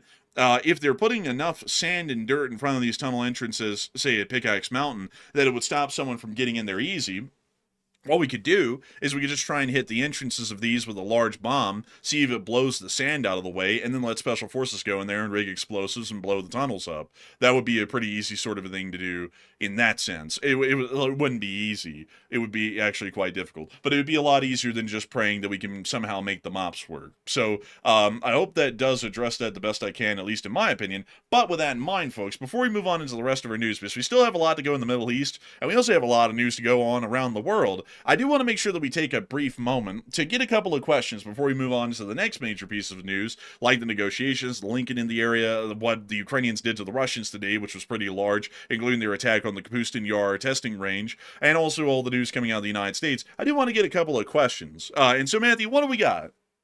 All right, so let's jump right into our first 3 Super Chat questions. And our first one is going to go to none other than Numerian. And Numerian puts in a very generous $50 support. And thank you very much, Numerian, for being a longtime channel legend. We know you've been around for ages here on the channel. A very old-time channel viewer, a long-time channel viewer, more like it. And we do appreciate that support very much. And I'll just double-checking to make sure there is no comment attached to it, but we do appreciate that very, very much. And Enforcer, what say you? And I gotta thank you massively for the support and helping this channel to keep on running, Numerian, because while you didn't throw in a comment, you help us to keep this channel running. And we know that you greatly enjoy the channel, and we've always been happy to have you around for a good long time, and we hope that you stay around for a good long time longer. And so humongous thanks to you so much once again. I hope that does address that incredibly well, and we always thank you massively for enjoying this channel and helping it to keep rolling, because viewers like you who support this channel help us to keep this thing running day in and day out. If it wasn't for the limited number of people who support this channel either through super chats or through Patreon, we would not be able to keep this channel running for millions of people every single month. And we thank you massively for being one of the few that helps to make the show possible for the many. And so a big thanks to you so much once again, and with that, we're on to the next one. And we also have a $50 support from none other than Purple Gerbil. And thank you very much, Purple Gerbil, for that $50 support as well. And we appreciate that. He said, "Good evening, all, and please take a live chat question and LSA forever." And thank you so much for the support. And we will make sure to take a live chat question, Your Honor. And thank you so much once again for enjoying this channel, Purple Gerbil, another old guard and a channel legend who's here with us tonight. And I got to thank you massively for that. And we will make sure to take a live chat. So, Matthew, what do we got? And the live chat question is one that just came in. I was like, that's a good question right there. Cedric put in a question. Cedric Webb in the live chat. He said, "What do we do if Iran has an untested nuke and the U.S. ends up hitting something like a nuclear site and we end up with a dirty bomb situation on our hands?" That is a good question, actually, and it's not too far-fetched to think that could be a possibility, because if we don't know, we really don't know how far along they are in the nuclear process. The U.S. tries to get as much intelligence as they can about it. They may have an idea of how close they are to it, but they don't really truly know the exact details. At least that's my speculation, that they probably don't. So, I mean, it's possible. If that were to happen, that would be catastrophic.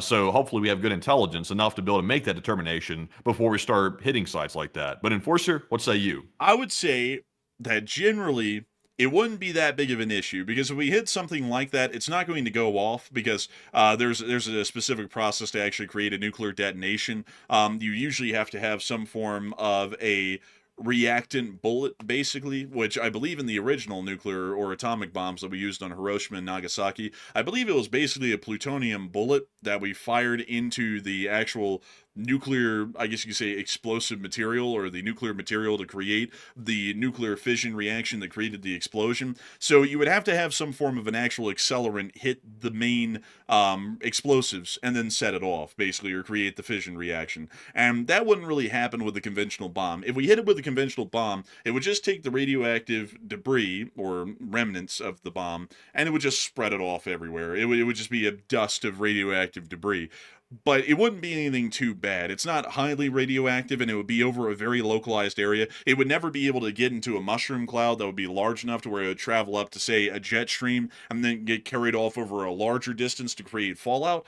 So it would be a very limited contamination incident, and it would require some cleanup, and that probably would cost millions of dollars and a decent amount of care and time in a very small area, but it wouldn't be anything that would really affect the Iranian people too much, and it would certainly not affect anyone outside of Iran, and even outside that local area for that matter. So it wouldn't be great. I mean, it wouldn't be clean. We would quite truly have to spend millions to probably clean that up, but it wouldn't be anything that would be, say, world-ending or like a nuclear explosion happening, especially if it's in a bunker or a tunnel. If it's in a bunker or a tunnel, the radioactive debris will just be scattered about in that tunnel system. So it will be actually completely contained underground as well, meaning that it won't even pose a threat to most people. If they were literally standing above the facility on the mountain several hundred feet up, they wouldn't even know that there was any radiation in the area. And if they whipped a Geiger counter out, highly likely it would only show that there's background radiation in that area if it's that deep underground. So I hope that does address that the best I can. Really cool question, by the way. That was actually a really interesting one. I'm really thinking there.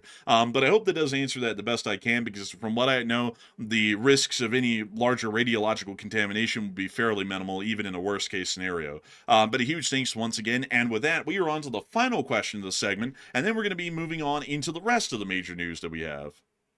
All right, so the last super chat of this segment is going to go to none other than Old Warrior Fella, another longtime channel viewer, and thank you very much, Old Warrior, for that generous $50 support. He said, in GW1, I remember our Air Force doing a double tap on a bunker in the basement of a building in Baghdad, and the first one hit milliseconds before the second and opened a path, and the bunker was destroyed, and the B-2 can carry 2 of them, so it is doable. It is doable, but the thing is, to me, though, is that with the MOP, I feel like it's just going to be a lot harder because I don't really know what the guidance system is on the GBU-57. And let me go try and see if we can get that info, because I believe it is a laser-guided ordnance. So let's see here. It's a bomb developed by Boeing. Hopefully it's not the GBU-57 Max. Let's see. Let's see. Between Actually, you would want it to be that, actually. Well, I mean, well, I guess. But let's see here. When 7 Iran, let's see. Damn, they don't really go into a lot of detail here on how its guidance system works. Let's see. This stress is attached to it. Let's see. Oh, it is GPS assisted. It's not laser guided. So I was actually wrong on telling you that. It's not a laser guided bomb. It's actually a GPS assisted inertial navigation system guidance package, as well as control services to maintain trajectory and allow for mid-course adjustments. So it's able to strike within meters of a target, and that's generally what we would know in the public because Wikipedia appears to have sourced this from, let's see, an Italian publication that was talking about the technical specs of the GBU-57 that was publicly known, and it appears that it is able to strike within meters of its target, meaning that there is a several meter margin of error. The ordnance that they may have used in the first Gulf War may have been a precise munition that is able to hit on a literal pinpoint target, but it appears that with the GBU-57, because of its large size and bulk, it may not be as maneuverable to be able to allow for it to change its flight mid-course well enough to be able to fall right into the impact site of another MOP. And so, I mean, it's possible. I mean, it's definitely not impossible with some other ordinances. I mean, you can get a Hellfire to land right on the spot of another Hellfire impact, but with the MOP, I feel like it's going to be really hard to be able to pull that off successfully. And while they might have been able to try and pull that off in the first one, its damage was also marginal compared to what we were expecting, which was the complete destruction of the facilities. And instead, we only got a partial or moderate destruction of most facilities, but they still were able to be repaired and refurbished to some sort of an operational condition. So I hope that does address it the best I can, and a big thanks to you for the support, Old Warrior, and help with this channel to keep it running. Maybe it's possible, if they do it again, we'll find out for sure, because they might actually try and do this with them, if we have enough of these in storage and they're willing to use them again. We might actually find out if that would work or not, but in my opinion, I find it to be a little bit dubious. Like, for some reason to me, I feel like that might not be doable with these, but I might also be wrong. So, a huge thanks to you once again for the support, Old Warrior, and help with this channel to keep it running, and I hope we were able to address that quite well indeed. And with that, we are going to be moving on, folks, into the rest of the news for the night, which is actually going to be taking us on down and into the area of Muscat, Oman. I'm going to breeze through most of the rest of the Iranian news. This is basically smaller points compared to the large developments that we were getting out of Iran, as we were able to see that the Iranians, including Abbas Araghchi, has arrived in Muscat, Oman. I like how they put that sans font for Iran, the Islamic Republic of Iran, on the side of the aircraft. Really cheap looking. Looks pretty jank. But look, there he is. My goodness. It's Araghchi. Holy He's using the step ladder off the jet. Yeah, I mean, they're not wealthy, you know? Oh, man. They should have, kept some of that money in the country instead of wiring it all out. Man, they said we broke as hell. But Iran agreed with the U.S. to discuss missiles and militant groups in talks with the United States in exchange for moving the talks to Oman and excluding regional nations. So after the regional nations said, please work with Iran, and then Iran said, we don't want to talk to them, and kicked them out. So Iran was previously ruled out discussing these topics, but it appears that all all three topics will be on the table tomorrow for us to make absolutely no leeway on any of them. So that's good to know. Moving on out of Muscat, Oman, we also saw by satellite photography today that one of the Arleigh Burke-class destroyers of the USS Abraham Carrier Strike Group was spotted today in the Northern Arabian Sea, meaning the USS Abraham Lincoln is nearby, and CENTCOM put out this wonderful footage from the flight deck of the Lincoln, showing us the beautiful clear skies that exist right now in the Northern Arabian Sea, and also the carrier operations. Look at the carrier operations. Can you imagine it? Like, you see that sky out there in the distance. Slowly, an Iranian drone crapper approaches the aircraft carrier, and then out of the blue, F-35, bang, blows it up, falls to the sea. Man, honestly, man, I would love to see it. Man, you probably wouldn't even hardly see it. I wish we could get a recording of that. Like, could we get like this view right here of them shooting that thing down? Like, that would be crazy. Also, is that an F-35 right there on the deck? Yeah, there was actually two of them that were being launched off of the Star, I guess, as an air wing, of like of a pilot and a wingman, because there's one of them getting launched, and then here comes the second one. Look at it. It's like a dog. It's like, there it goes. Look at it. It's going out to go get another drone. Dude, they're going out to feed, bro. Like I'm not gonna lie, watching carrier operations in a sped up form like this, I'm not gonna lie, dude, it almost looks like a meme montage. Just to be frank. It looks like a bunch of pups roaming around the pen out here or something. It looks alive. Man, you know what I like though? Like at one point in the clip, man, you'll see it right here. They have the little tractor, like the little aircraft tractor that tows them around. It's scooting around out here where the mouse cursor is. Watch, you'll see. There it goes. It's like driving all around all over the place. I gotta say, carrier operations are really cool.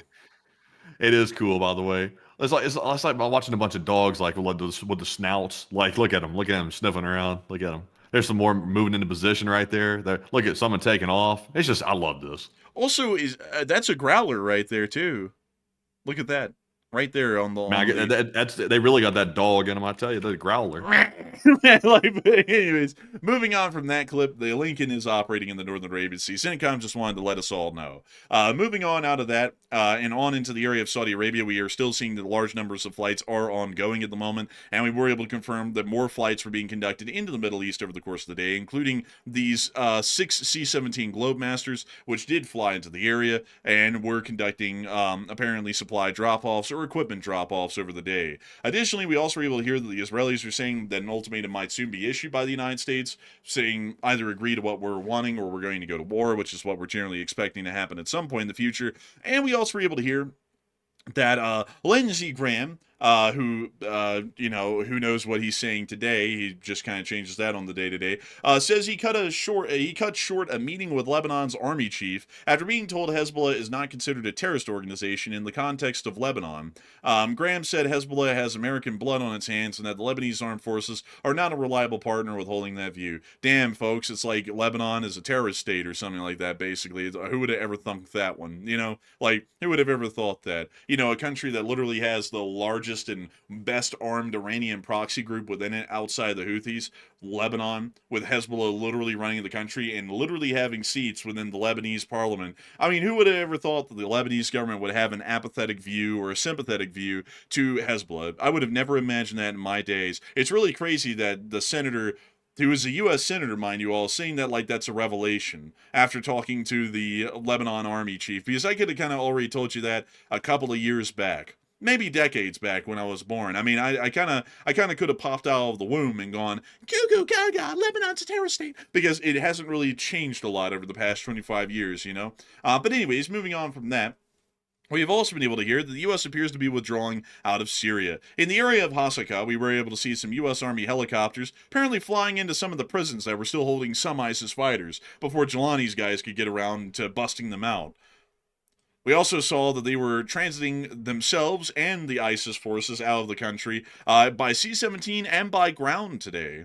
There's a flight of a C-17 leaving Syria. Look at that. The big boy leaving the scene. I'm the biggest bird. I'm the biggest bird.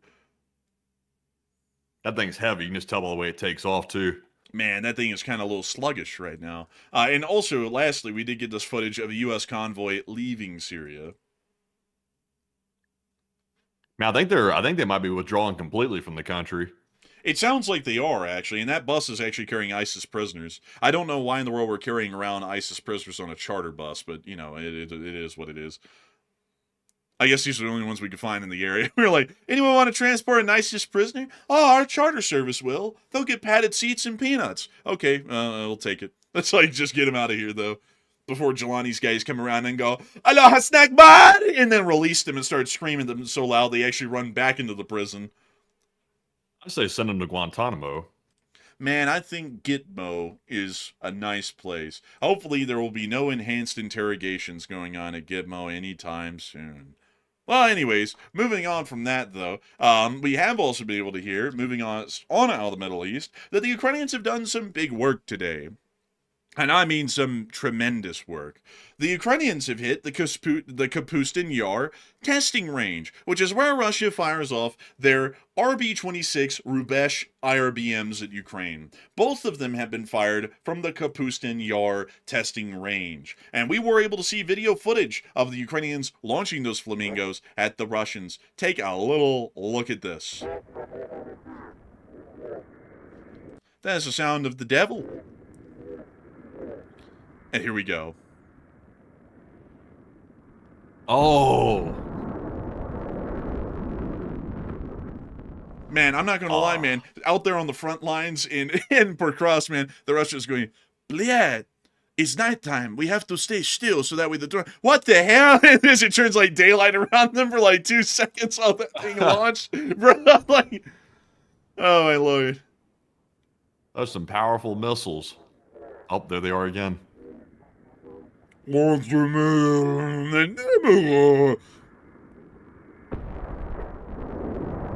things sound powerful, like the boosters on them. They are powerful.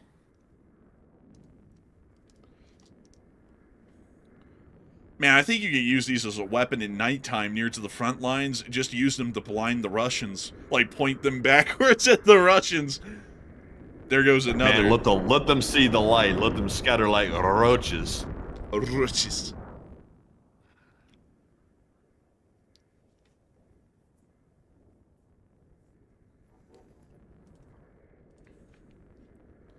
This is actually quite a few flamingos that are launching off here. It was. Oh, one more.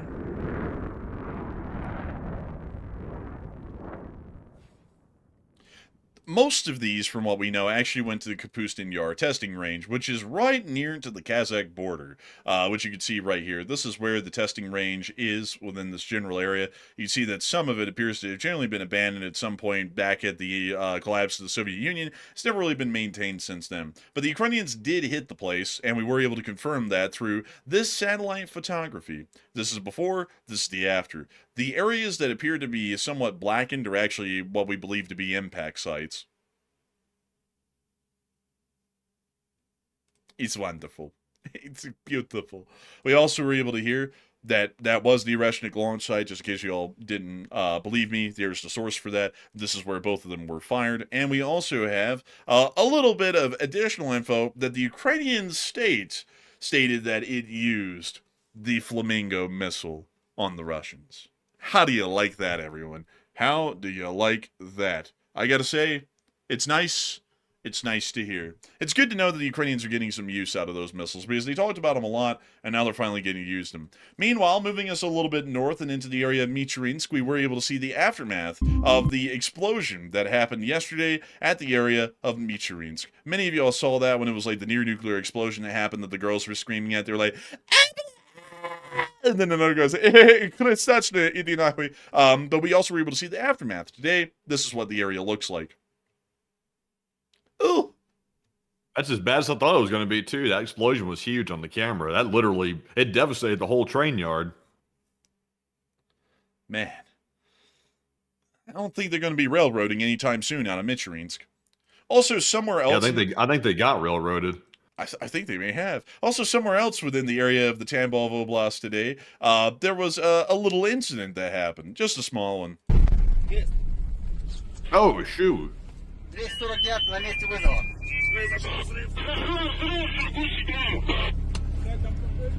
So apparently it was some sort of a gas tank. So The Russian firefighters, which usually never do anything, said, hey, you know what, everyone? The risk assessment is this thing might blow up and vaporize us all in the gas fireball, but let's get as close as we possibly can to it without even fighting the fire. So they all got as close as they could. I mean, like, they're maybe like 50 feet away from a literal blazing fuel tank that has not exploded yet. And then it did that.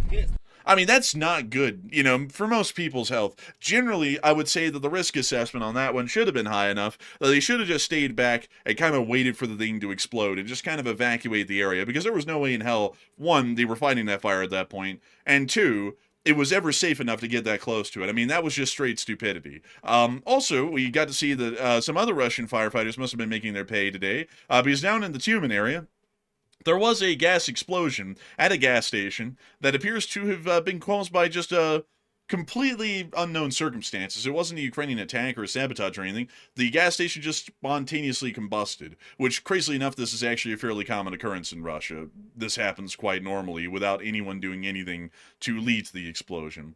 Also, I don't know what billboard that is. I thought that was actually something from the surrounding area. But anyways, moving on from that, and out of tune.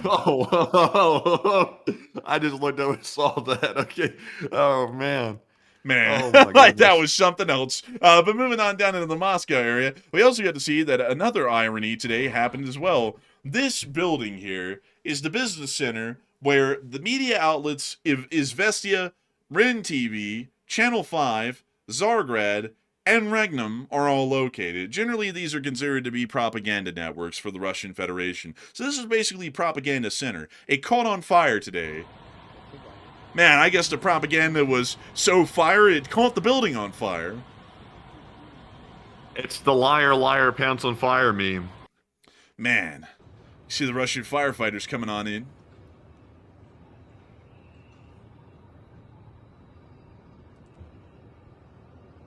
Well, guess that's not a good day for Russian propagandists. Meanwhile, we also got to hear that the foreign minister of the Russian Federation, Horseface, has stated today that the Russian companies are being forced to leave Venezuela due to a U.S. operation in the country. Russia began major investments in Venezuela back in the 2000s under President Hugo Chavez, who received $2.2 billion from the Kremlin to purchase Russian weapons.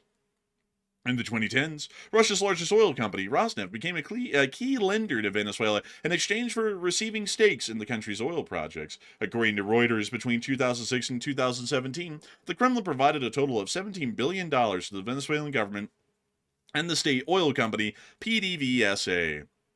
Well, I guess they're going to be losing out on that investment. I guess Horseface ought to know where to put his money better. Or better yet, to put his mouth where the hay is. Give that man a sugar cube. He's had enough for today.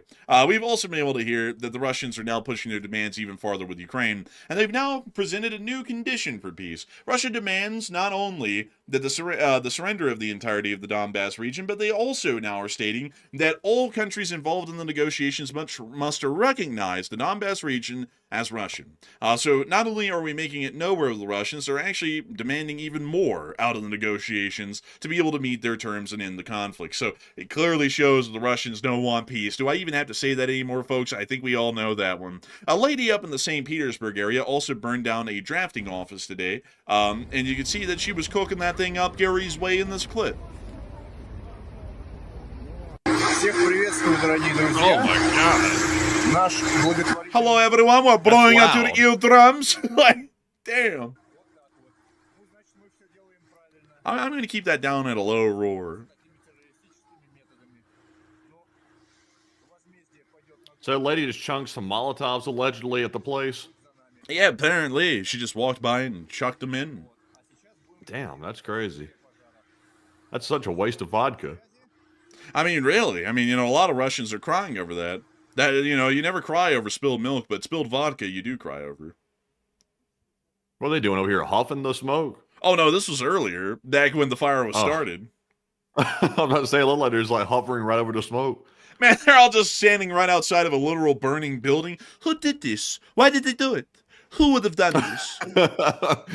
Trying to get my weekly lung pollution in one go. Man, you know, I heard that those Russians in Ukraine that crawl through the oil pipes, they have good lungs. Maybe I should breathe this stuff in too. Maybe it'll help me. Man, it's like the people who used to say, vaping is good for you. It's like, no. It's like, who would have ever thought that? A dummy. Man, I remember back, man, before they found out that, like, vapes can create wet lung and stuff, there were, like, legitimately people out there talking about the health values of vaping. I remember that. Like, it's crazy, folks, what people will say when there's no, like, confirmed studies on something yet. They'll be like, yeah, it's healthy. It's like, no, it's not. It's like, that's not healthy. I don't You don't want... want that wet lung. Man, you don't want that wet lung, I tell you, man. Like, you want them to be dry. Also, a ship exploded today, near to the area of the Neva Bay, which is close to St. Petersburg. According to the information we have, the container ship MSC Giada 3, which was en route from Belgium to St. Petersburg, had some sort of a spontaneous explosion on board today. The explosion occurred in the engine room. Sounds like an engine explosion, after which a fire broke out and spread to the deck superstructure. So apparently it was a fairly large fire that happened. We don't know why that happened, but it was quite interesting that it happened basically within Russian waters, which was incredibly interesting to note. Moving on from that, and on out of Russia in general, we have also been able to hear, moving us on into the Americas before we get on into the war in Ukraine, that in Venezuela, this fellow called Alex Saab was arrested today. Apparently, he was a big friend of Maduro, and it was a joint operation between U.S. and Venezuelan authorities, which is interesting to hear. Additionally, we also have heard that the Cuban transportation infrastructure, which basically did not exist, that horse and buggy right there is basically what most transportation infrastructure in Cuba is. I'm not even kidding about that. But according to what we know, public transportation in Cuba has just collapsed. The regime announced that all transportation lines in the country are suspended due to the ongoing lack of fuel. So right now, Cuba has suffered basically a complete infrastructure collapse, which doesn't really mean too much because Cuba's infrastructure was almost non-existent already. A lot of people are talking, though, at the moment about the Russian economy and how the war will go for about the next year or two from now. And Matthew, what are people thinking about that? And what are you thinking about that as well? Okay, so we haven't had a poll like this in a while. This is an overall question about what your current prediction is for how the Ukraine-Russia war will unfold over the next 1 to 2 years. And it looks like 55% said the Russian economy will end up collapsing and the war will slow down, while 22% said Ukraine will push Russia back more on the front lines, and 17% said Ukraine will be the one to slowly get pushed back by the Russians. And my prediction is I'm with the 54%. I do believe that the Russian economy, to expect it to hold out for 2 more years in the current shape it's in, that's a big ask. Even with the Chinese trying to prop up the Russian economy, I'm not sure if the Chinese can afford to prop it up for multiple more years. That's a big ask, especially when China's having internal political issues like they're having right now. That's very shaky ground for Russia to find themselves in. So I think the economy will continue a very, very slow motion collapse inside of Russia. Since it's being propped up, it will remain slow motion. And in the meantime, the war will slow down. But I mean, the war's already going pretty slow as it is. I mean, it's basically a stalemate on the front lines. Ukraine will take a village, Russia will take a village, and vice versa. And it's basically locked in a step and it's a stalemate. So there's really no progress. I heard some idiot on television yesterday trying to make the suggestion that Russia is winning the war because over time they're taking a village like once every few months or something, which is absolutely ridiculous. It's like Ukraine does that too. That doesn't mean Ukraine is, slamming the Russians back on the front lines. It's a stalemate. So I think that's the current prediction. But Enforcer, what say you? I'd say, who in the hell was that was saying that? Well, I won't say the name, but I think most people can deduce which channel and probably which individuals that came from. Was it the one that Tucky G is from? I don't want to say the name, man. Oh, he doesn't want to say it, man. Man, I was just kidding, fam. I was just kidding with you, fam. That's the thing, man. But anyways, beyond that, I would have to say that I'm with the 54%. I believe that the Russian economy will collapse and the war will slow down significantly, or it might completely stop at that point. As the Russians do not have a way to fund their army, a war cannot go on. So, I would say that's generally how it's going to go. I'm really having a hard time, though, just sitting here hearing whatever the hell that analysis was from someone and not wanting I really want to know who it was. Like, I'm dying to know who that was. You have to send that to me over text, Matthew. I have to know because let's see here. Who is it? Could you put it in the text, Matthew? A lot of people saying different things. Could you? You can't say it on the air now. You can't say it on the air if I text it to you. Well, I'm obviously not going to say it on air. I just want to know. I just want to know. We'll keep moving on in the meantime. Well, I'm waiting. I mean, I want an answer. I want an answer, young man. Who said that? I have to know, because their analysis has to be discredited from this point forwards. I just must know that. I mean, let's see, who is it? What? That's stupid. There's that stupidity. I can't even say it on air, folks. But that is the dumbest thing. That is the dumbest analysis I've ever heard. Someone takes a village a couple of months and they're going to win the war eventually. That's just stupid. I mean, if under that logic, then the Germans should have won the First World War, because they took about, maybe a couple of feet of ground every month for most of the war until 1918. So they should have won it. I mean, heavens. The stupidity of people who are quote-unquote experts in analysis, or analysts, that supposedly know more than us these days, folks. It is actually quite frightening how stupid most of them are. But anyways, moving on from that, we aren't going to be moving on up into the area of the United States of America, as we did get a statement out of the government today that they're apparently looking for a beginning to the START treaties again. And also we've been able to hear that they're looking to replace and transition the Iranian government, and they're going to get a whole bunch of Iranian opposition figures in Florida, possibly this weekend, to talk about what they might want to do. But to get y'all on into that nuclear treaty talk, which is hidden under the other marker, we have to read y'all off this statement. The United States is the most powerful country in the world. I completely rebuilt its military in my first term, because, the U.S. military never existed before he became the president, including new and many refurbished nuclear weapons. I also added a Space Force, and now, the Space Force was around since, 2019, so that wasn't really done in, this first term. That sounds like he's trying to say that that was just done. I know people who have been in the Space Force for a couple of years, so this was done in his... Anyways, I also, let's see, continue to rebuild our military at levels never before seen.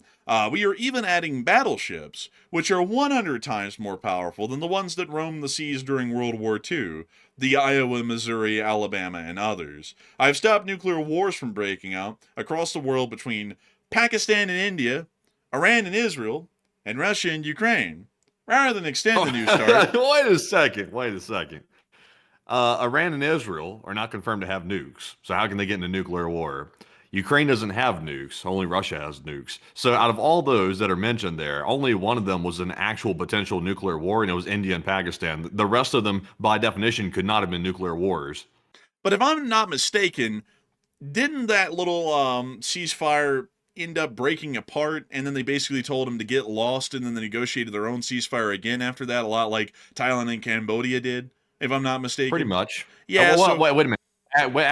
Actually, though, India and Pakistan, I'm on that one. I can't recall for certain. I know on the Thailand Cambodia thing, they just simply told the U.S. to piss off. They said, "Get the hell out of our business. We'll tend to it ourselves," and that was the end of it. But I can't remember with India and Pakistan exactly how that ended.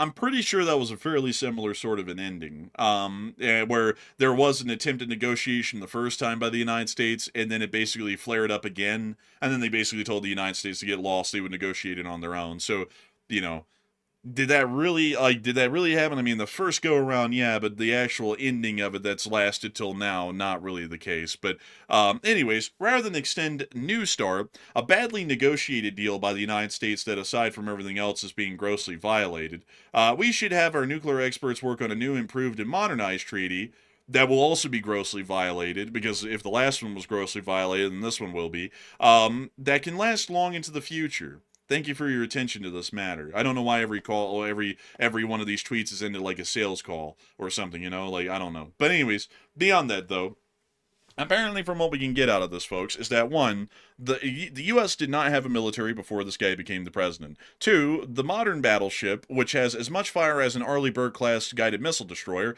is actually 100 times more powerful than an Iowa-class battleship. Secondly, we can understand that he apparently has brought forward the existence of everyone on the planet, living and breathing, so might as well be equivalent to God, because he ended every nuclear war known to man, including ones that didn't really exist, because one of the involved parties isn't even a nuclear power. And also, apparently, the New START treaty, which was absolutely stupid and useless because everyone was violating it, is now going to be replaced by another treaty that will also be stupid and useless and everyone will violate, but it'll be negotiated by him, so it'll be cooler. So, guess that's what we got. So we're getting a new START treaty. Anyways, moving on from that and out of that news in Washington, it is time for us to move on. I gotta say, folks, the president is such an amazing president. How in the world did the U.S. even survive without him? I mean, 250 years without the current president. I mean, hell, we must have been doing pretty damn tough. I've heard of real big losers like Abraham Lincoln, and George Washington and FDR and JFK. So many losers. Like, so many people who were running this country in the ground. I've just never seen times that have been better and more successful than what we have today. I mean, if it wasn't for the president, we wouldn't have a military, we wouldn't have an economy, we wouldn't have a nation. I mean, it would have literally ceased to exist. It would dematerialized, But anyways, moving on from that, it is time for us to get on over into Europe and on into Poland, as we were able to hear that there was a transfer of MiGs that's going to be done soon by the Poles. Basically, the last MiGs that they have in their Air Force are going to be handed over to the Ukrainians here incredibly soon, along with additional support worth about $56 million. Meanwhile, inside of Belarus, we also were able to see Lukashenko give us comedy hour. This little thing that looks kind of like a radio, like a handheld radio from back in the day, is apparently what the Belarusians are claiming is going to be the replacement to Starlink. It's something else. Ты то, что Маск за миллиарды долларов делал, ты сам сделал бесплатно. Ну, не бесплатно, но за очень маленький. Ну, понятно. Ну, не за миллиарды долларов. Никак нет. These computer scientists. Look at them go, man. Look at this thing. Look at this. I pointed this out in a short war video earlier today. That's an off-the-shelf router, by the way, sitting on top of a battery bank. It's hooked up to what looks to be an antenna to the left. And look at the power strip cord situation over there. They got a power strip with everything hooked into it, like your grandma hooks into stuff for the Christmas tree, and it turns into a great big fire. It's a disaster in the making. Man, they're looking at this piece of garbage and going, "So we have defeated the Musk." It's like, no, you haven't. It's like, this is nowhere close to Starlink, man. Get the hell out of here. That's ridiculous. And also, while the Belarusians are acting like they've just solved the code, the Russians down at the front, they're actually begging for anyone to find them something that'll work that isn't Starlink, because all the Starlinks went off yesterday. Хотелось бы попросить содействия подписчиков телеграм-канала ВНПО Русской Весны, чтобы помогли нам в приобретении средств связи, в частности радиомостов, также ретрансляторов на радиостанции, так называемой Тутки. Сейчас на данный момент, к сожалению, погасла связь, сейчас Starlink, и мы остаемся практически без связи. Если есть возможность, будем очень благодарны. Спасибо. That's the end of He said that. thank you at the very end. He says, "Baziba." Man, bro, he's saying thanks, man, because they're cooked. Like, bro, they don't have anything to work a drone with anymore. After the Starlink went off, they actually cannot run any drones anymore unless they're fiber optic based, and the Russians still run a lot of wireless drones, so basically their drone forces are going to be running up into major issues over the next few days because of this problem. So with that, we are going to be moving on closer into the border regions near Ukraine, into Belgorod, because we were able to confirm the Ukrainians hit the Belgorod thermal power plant again last night. Here's another clip of them doing it. Oh, there's a little air defense.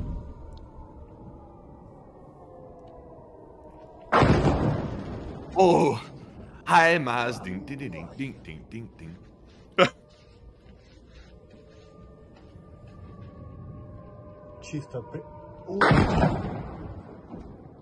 All right, damn. Dang, man. I mean, the Ukrainians ain't playing. They got on that thermal. Man, they keeping them warm. They're cooking those Russians. Grilling even. Char-broiled. Well on the done. grill. Flame-broiled.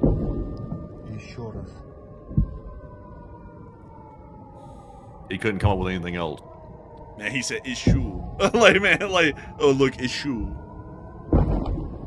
Man, I mean, they're Damn, really they were hammering the hell. They are hammering the hell out of that thermal plant. That thing's getting hammered like it's under construction. Damn, bro, it's non-stop. Man, they are dismantling that thing piece by piece. They're literally hitting each brick. Like, they're like, hit the one next.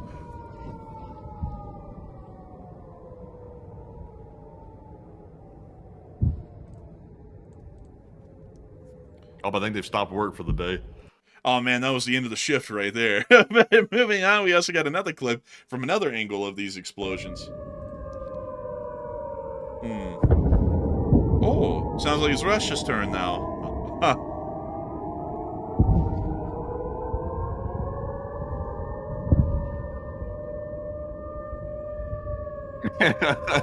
I heard they're gonna rename Belgorod to Pound Town. Oh, yo, damn, bro, bro. I guess the Ukrainians are taking them there. No diddy, man. Like, damn. Oh, there's a little hit.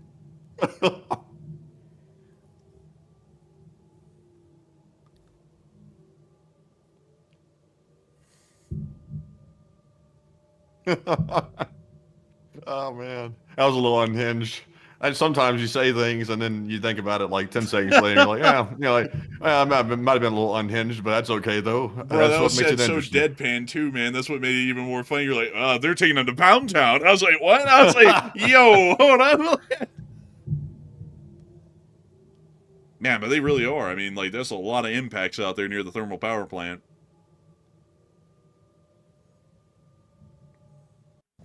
Well, looks like they're not having a fun time in Belgorod. I guess we could chalk it up to that. So moving us on out, finally, of Russia, it's time for us to get on into Ukraine, where we got to see something crazy.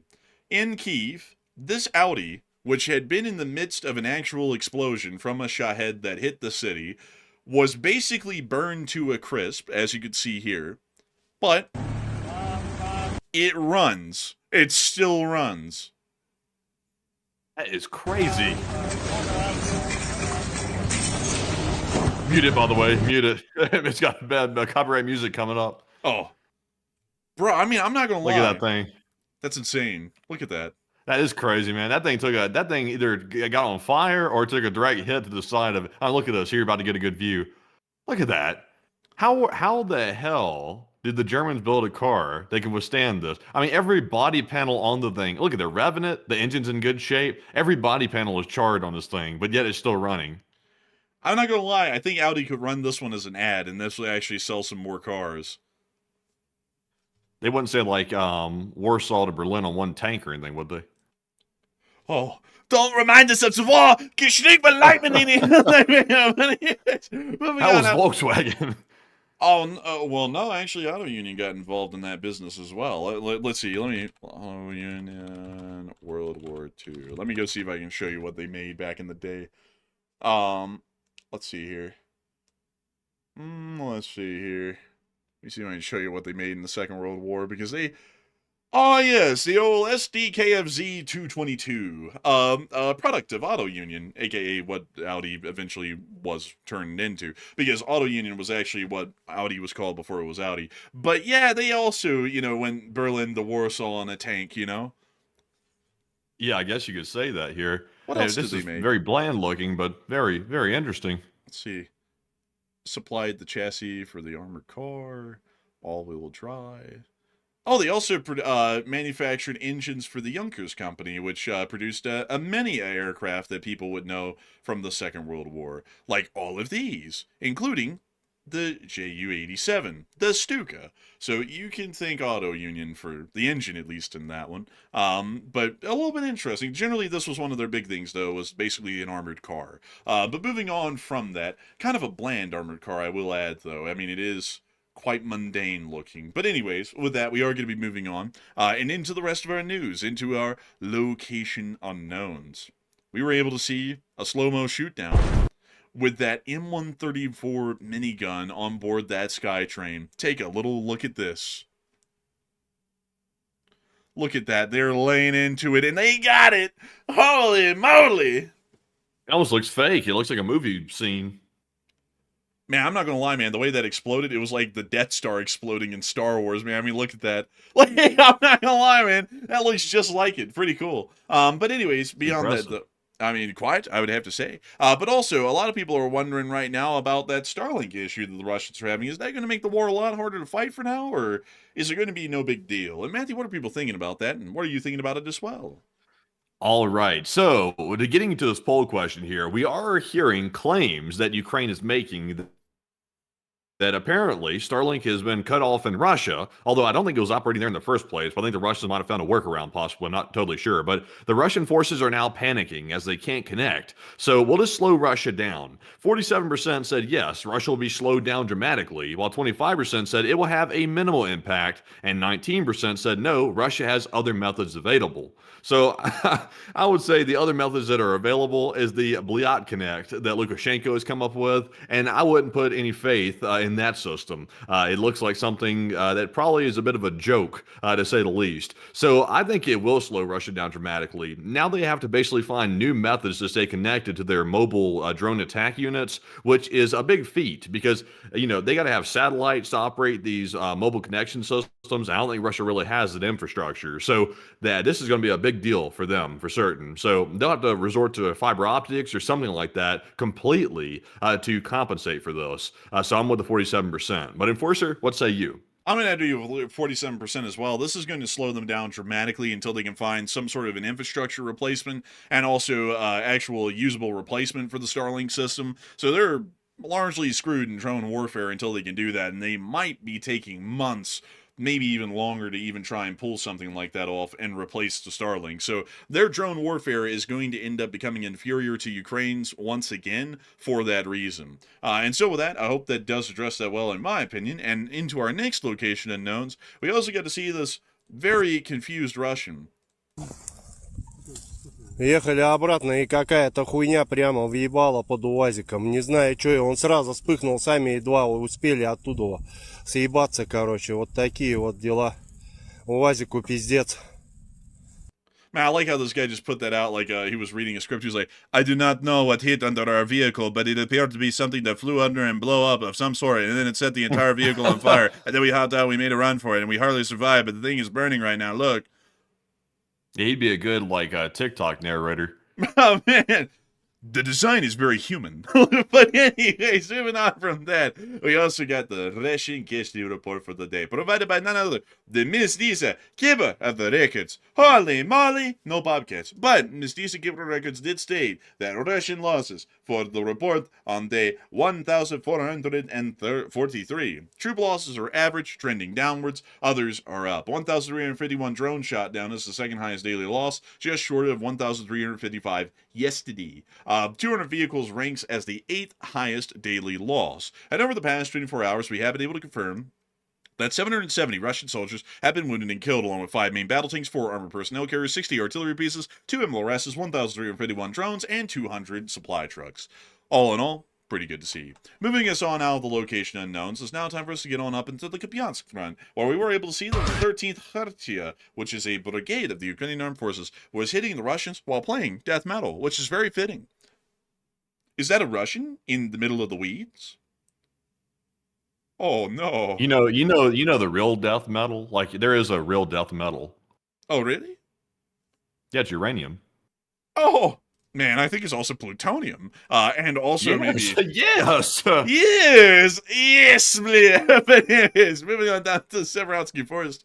We also get to see some Russians getting hit down here by the Signum Mail unit. What color is your Bugatti? As they slam this drone down into your tank. I have the special invisible edition. Man, me too. Me too, kid. Me too. I'm not a kid. I'm older than you. You know, that's true. Actually, we're both not kids. We're both like young adults at this point, I think. But I'm the elder. He's the eldest, you know? Hey, Peter. Hey, Peter. I'm the eldest. Hey, Peter. Man, I tell you, it's good to be old sometimes, but it's not good to be old other times. Like, for example, the pressing imminence of death on everyone's lives. It ekes closer with each passing year. That's something scary, but, it is what it is. Anyways, we could see them also trying to get into this little outpost right here. And also this one right here. Oh, that is a... Can't tell you, because they have them covered up so well these days, it's really hard to tell what they are beyond the upper hull plate. We also get to see that moving us on down the front into Konstantinivka, the 28th Brigade was hard at work in the Konstantinivka front. We're going to have to mute that, but they have a side-by-side shotgun and also a silenced AK. They do not skip around in Ukraine, and when it comes to small arms and the quality, they have suppressors, optics, all kinds of stuff. They even have rubber charging handle covers to make it easier to grab the charging handle, and also less tough on the hands. They do it all real nice and good, you know? And the 28th Brigade, they really know how to do it. This guy just for some reason started spinning around in a circle, but these drones are also hitting Russian artillery and tanks, a vital operation to ensure that indirect and direct fire support cannot be called in by Russian infantry on the field. They also hit the sad little North Korean MLRS right there, obliterated it to pieces.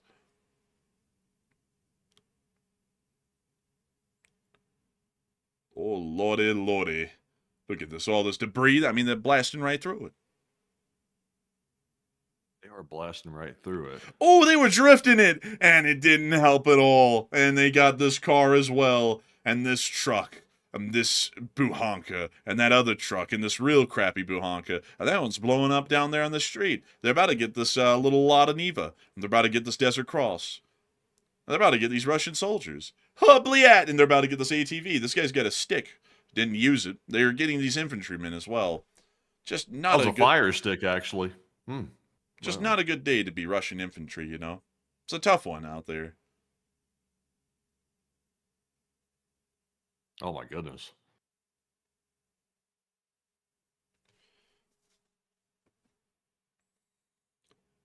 Kerpla. Man, in the name of Kalas. Man, but yeah, man. I tell you, the Ukrainians... I don't think the Russians are acting like the Klingons, that's for damn sure. They're definitely not. They do not fight with honor. No, they're acting like the Romulans. Man, I could not stand the Romulans, dude, with how goofy they looked. Like, I thought they just looked ridiculous. Especially the next generation one, man. Like, with, like, the weird clothes that they would wear with, like, the squared off shoulders on their clothes. I hated that, dude. I thought that looked ridiculous. It does look ridiculous. Look at that. An octocopter. Man, an octocopter and a whole bunch of Molnias. Damn. That's a dozen of them. Well, I guess we could say they are doing quite good work up there in the 28th Brigade in that area of the front. Moving on up into the area near Dobropilya, we also got to see the Ukrainians taking out more drones in the 1st Azov Corps. Hey, no texting and driving. You have your phone.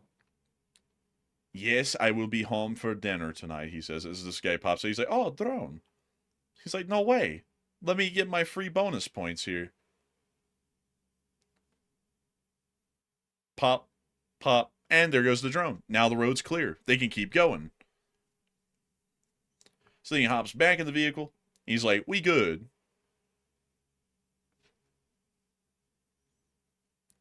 Closes the door, and now they're back on their way. It looks like this guy's getting ready to record, like, just in case if something happens, he's got his phone ready to record. Now they drive around an abandoned, unmanned ground vehicle. A UGV is what they're called. We now see him popping back out of the truck. Mr. like, oh, there's another drone. And he's like, well, let me get it. Pop, pop, pop, pop, pop, pop, pop, pop, pop, pop. There we go. And he got it. Now he hops back in the trunk, and then they're on the way again. They do pretty good work at taking care of those things. I mean, they got some pretty good eyes to catch them on the road like that. But moving on out of that clip and on towards the Dobropilya front itself, we also got to see that some Russians who were attempting to advance through the fog today, a little bit closer towards Dobropilya, were getting smacked by the Ukrainian drones that were waiting for them in the fog. This Lada Niva ended up being one of the unfortunate victims of the Ukrainian counterattack that stopped their assault outright. This actually appears to be a graveyard of Ladas out here. And, a whole lot of graveyards, a whole lot of scrap, a whole lot of junk. Look at this thing right here. Man, and that's one hell of a unit animal right there, man. That wolf is going, help! He's got the baby oil, man. Like, Man, they ought to paint the back end of this thing. Like, was somebody grabbing it or something? Like, why is this thing literally clawing for help? bro, back there in the back row, this one we go, ah! Like, it's like, help! But don't leave me here. But anyways, moving on from that and on out of that area, it's down to Pokrovsk now, where we also were able to see the Ukrainian 1st UAS Predator Battalion knocking out some Russian forces. Oh, look at that. Also, by the way, just a friendly note, because I don't think some folks in the chat are doing this intentionally, like to, make a problem. But please, in English, because most of our viewers speak English in the chat, and also, they can't read Farsi, is what I'm trying to say here. So if you're in the chat, please keep it in English. That way, everybody can understand what you're saying. Because the folks that are writing in Farsi, nobody can read it unless we take it to Google Translate, which that's very difficult for most people. So we can't even understand what you're saying. So we request English, please. And with that, folks, we are now going to be moving on up into Kyiv, just in time to cover the speech from the president of Ukraine, Volodymyr Zelenskyy. It's time, everyone. It's time. 2 hours and 12 minutes later, it's time for us to get to it. So, without further ado, folks, he's changed the background, and without further ado, here's the speech. Speech! Шановні українці, українки, коротко про сьогодні. Найголовніше є обмін. І 157 наших людей повернулись додому з російського полону. Довго не вдавалося розблокувати обміни. І зараз процес є, і важливо, щоб продовжувався. Ми з українського боку все робимо для цього, щоб обміни були. Я дякую нашим партнерам, хто допомагає і забезпечує необхідне посередництво. Я хочу також подякувати нашим воїнам, кожен наш підрозділ, який для України поповнює обмінний фонд, дозволяє державі вести цю обмінну роботу. Серед хлопців, яких повернули сьогодні, є ті, хто був в полоні майже 4 роки. Надзвичайно довго і важко, враховуючи всю російську жорстокість. Щасливий за сім'ї, за рідних, за побратимів, які дочекали своїх. Будемо працювати і надалі, щоб повернути усіх, кожного і кожну, військових, цивільних, дорослих і дітей. Пам'ятаємо і перевіряємо щодо усіх по кожному прізвищу. Була сьогодні доповідь нашої переговорної команди після 2 днів зустрічей та перемовин в Еміратах з американською стороною та з російською стороною. Очікую команду в Києві для повноцінної доповіді. Багато аспектів неможливо обговорити телефоном. І з того, що можна вже сказати, найближчим часом плануються наступні зустрічі.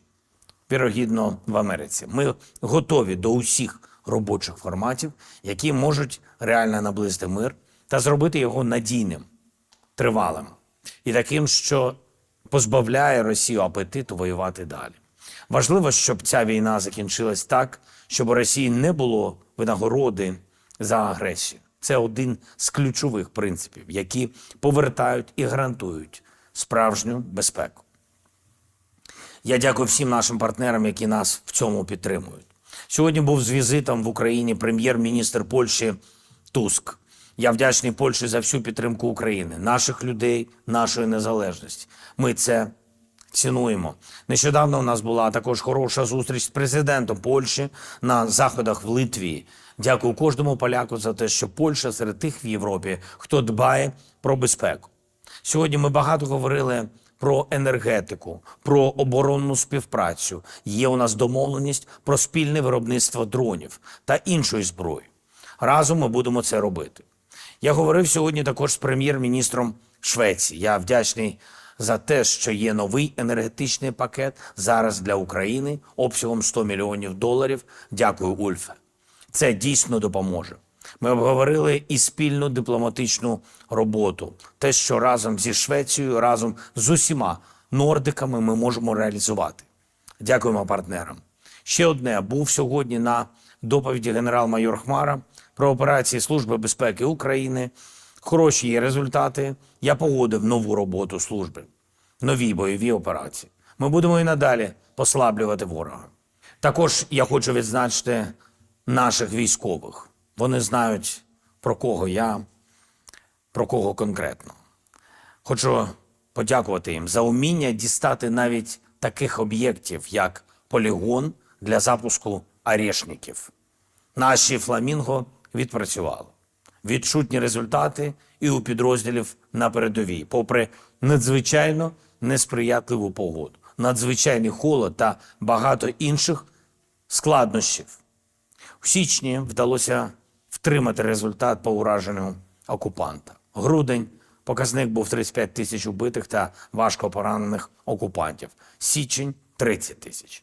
Українські позиції тримаємо. Дякую всім, хто б'ється заради українців і всім, хто працює на нашу державу, на наших людей. Слава Україні! Героям слава. And with that, that is the end of the speech from the President of Ukraine, President Volodymyr Zelenskyy, here on day 1443 of the news from around the world. And it's time for us to move on into our second segment of the stream, where we get to talk to each and every single one of y'all. And boy, howdy, folks, is it going to be a fun time? Oh, it's going to be a good time. We can talk about anything and everything except for religion, politics, climate change, or whether the 18 is relevant in modern warfare or not. But we can talk about anything else. We can talk about the slapping force of polar bears. We can talk about the nuclear capabilities of the Islamic Republic of Iran if they get a nuclear weapon. We can talk about anything and everything. I do have to say I brought up the whole polar bear thing because I just saw that super chat and that's like wildly interesting facts, and it was stuck in my head. I was like, oh, that's interesting. But anyways, with that, folks, it is time for us to get right on into it. And Matthew, what do we got? All right, so jumping right into our final question segment of the night. It's now time to get to our super chats, our live chats, and Morse code decoders. And some say, I always say this all the time, but I do mean it. Some say this is the most highly anticipated part of the stream every single night, and I would agree. So jumping right into it, this one goes to none other than Hokey Redneck, another longtime channel legend. And he puts in the largest super chat of the night, a $100 support. Damn. And thank you very much, good sir Hokey, for keeping the channel running with that support. He said, this may be morbid, but can you explain the difference between an airburst nuke and a surface nuke when it comes to theoretical effectiveness? That's actually a really interesting question, Hokey Redneck. And I saw some people in the chat earlier saying that I was wrong because nuclear weapons only explode up in the air. They don't ever hit the ground. And that would be incorrect. Much like different ordinances, there are different ways that nuclear weapons can be used. And the two primary ways that nuclear weapons are used are generally in the following, especially in the modern day. And there are rare exceptions to this, but these are the two most normal sorts of forms. Airburst explosions and ground-burst explosions. Airburst explosions are probably the ones that will most likely happen over your hometown if we ever get nuked, which is where the nuclear bomb goes off about 1,000 or several thousand feet up. This is one of the most destructive forms against softer targets, at least when we're talking about an actual nuclear exchange. Soft targets would generally include municipal areas like larger cities, industrial centers, military facilities that are above ground like airfields, army bases, and so on. Generally anything and everything that's on the surface of the planet. Most of the time, the easiest way to hit it and knock it out is with an airburst explosion. Airbursts allow for the damage to be caused over the widest range possible, and really does get the full potential of the nuclear explosion to spread out over a wider area. This results in a higher amount of fatalities and also a higher amount of injuries when used in that form. But there is a second form that is a lot less used, but would be used in a nuclear exchange, and that is that of the ground burst. The ground burst is not necessarily intended to cause the highest amount of death and injuries over a wider area like the air burst variant of the explosion. The ground burst is used to be able to penetrate and destroy subterranean facilities that would not be damaged or completely destroyed in an air burst explosion. A lot of these would usually be, especially if the Russians ever nuke us, they actually would be the underground ICBM silos that we have here within the U.S. West, like in Wyoming, Nebraska, South Dakota, and elsewhere. Those generally would be pretty hard to knock out with an air burst, so they would actually use a ground burst against those instead.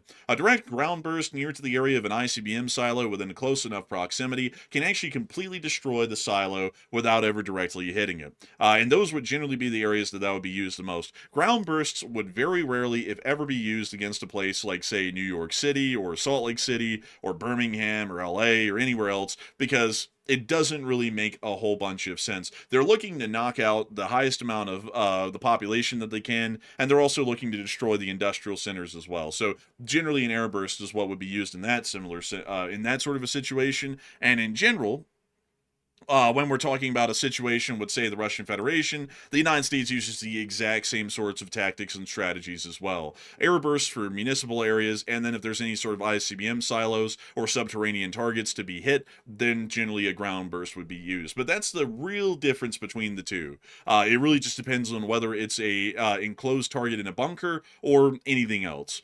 So a big thanks to you so much for the support, the massive support, Hokie Redneck, and helping this channel to keep on running, because if it wasn't for folks like you, we wouldn't be able to make this channel possible, and we wouldn't be able to keep it running. And one more thing, I actually saw someone bring this up. Oh man, brought this up, and you are correct. I forgot to mention this. Ground bursts are the only one that actually produces significant amounts of fallout. Most air bursts actually don't create the sort of thermal event that occurs after a ground burst to be able to lead to a large amount of radioactive dust being shot up into the stratosphere and then carried over a distance of maybe dozens or hundreds of miles, scattering out radioactive debris over a larger area, or at least radioactive dust. Air bursts don't really allow for that sort of a situation to happen. However, ground bursts do. And that means that most parts, say, of the United States western region, like Wyoming, Nebraska, Kansas, and South Dakota, they actually be covered in a pretty significant layer of fallout over the next 2 weeks after a nuclear exchange occurred, if the Russians attack the United States. So that is actually something to put into consideration. Let me see if I can show you all here. U.S.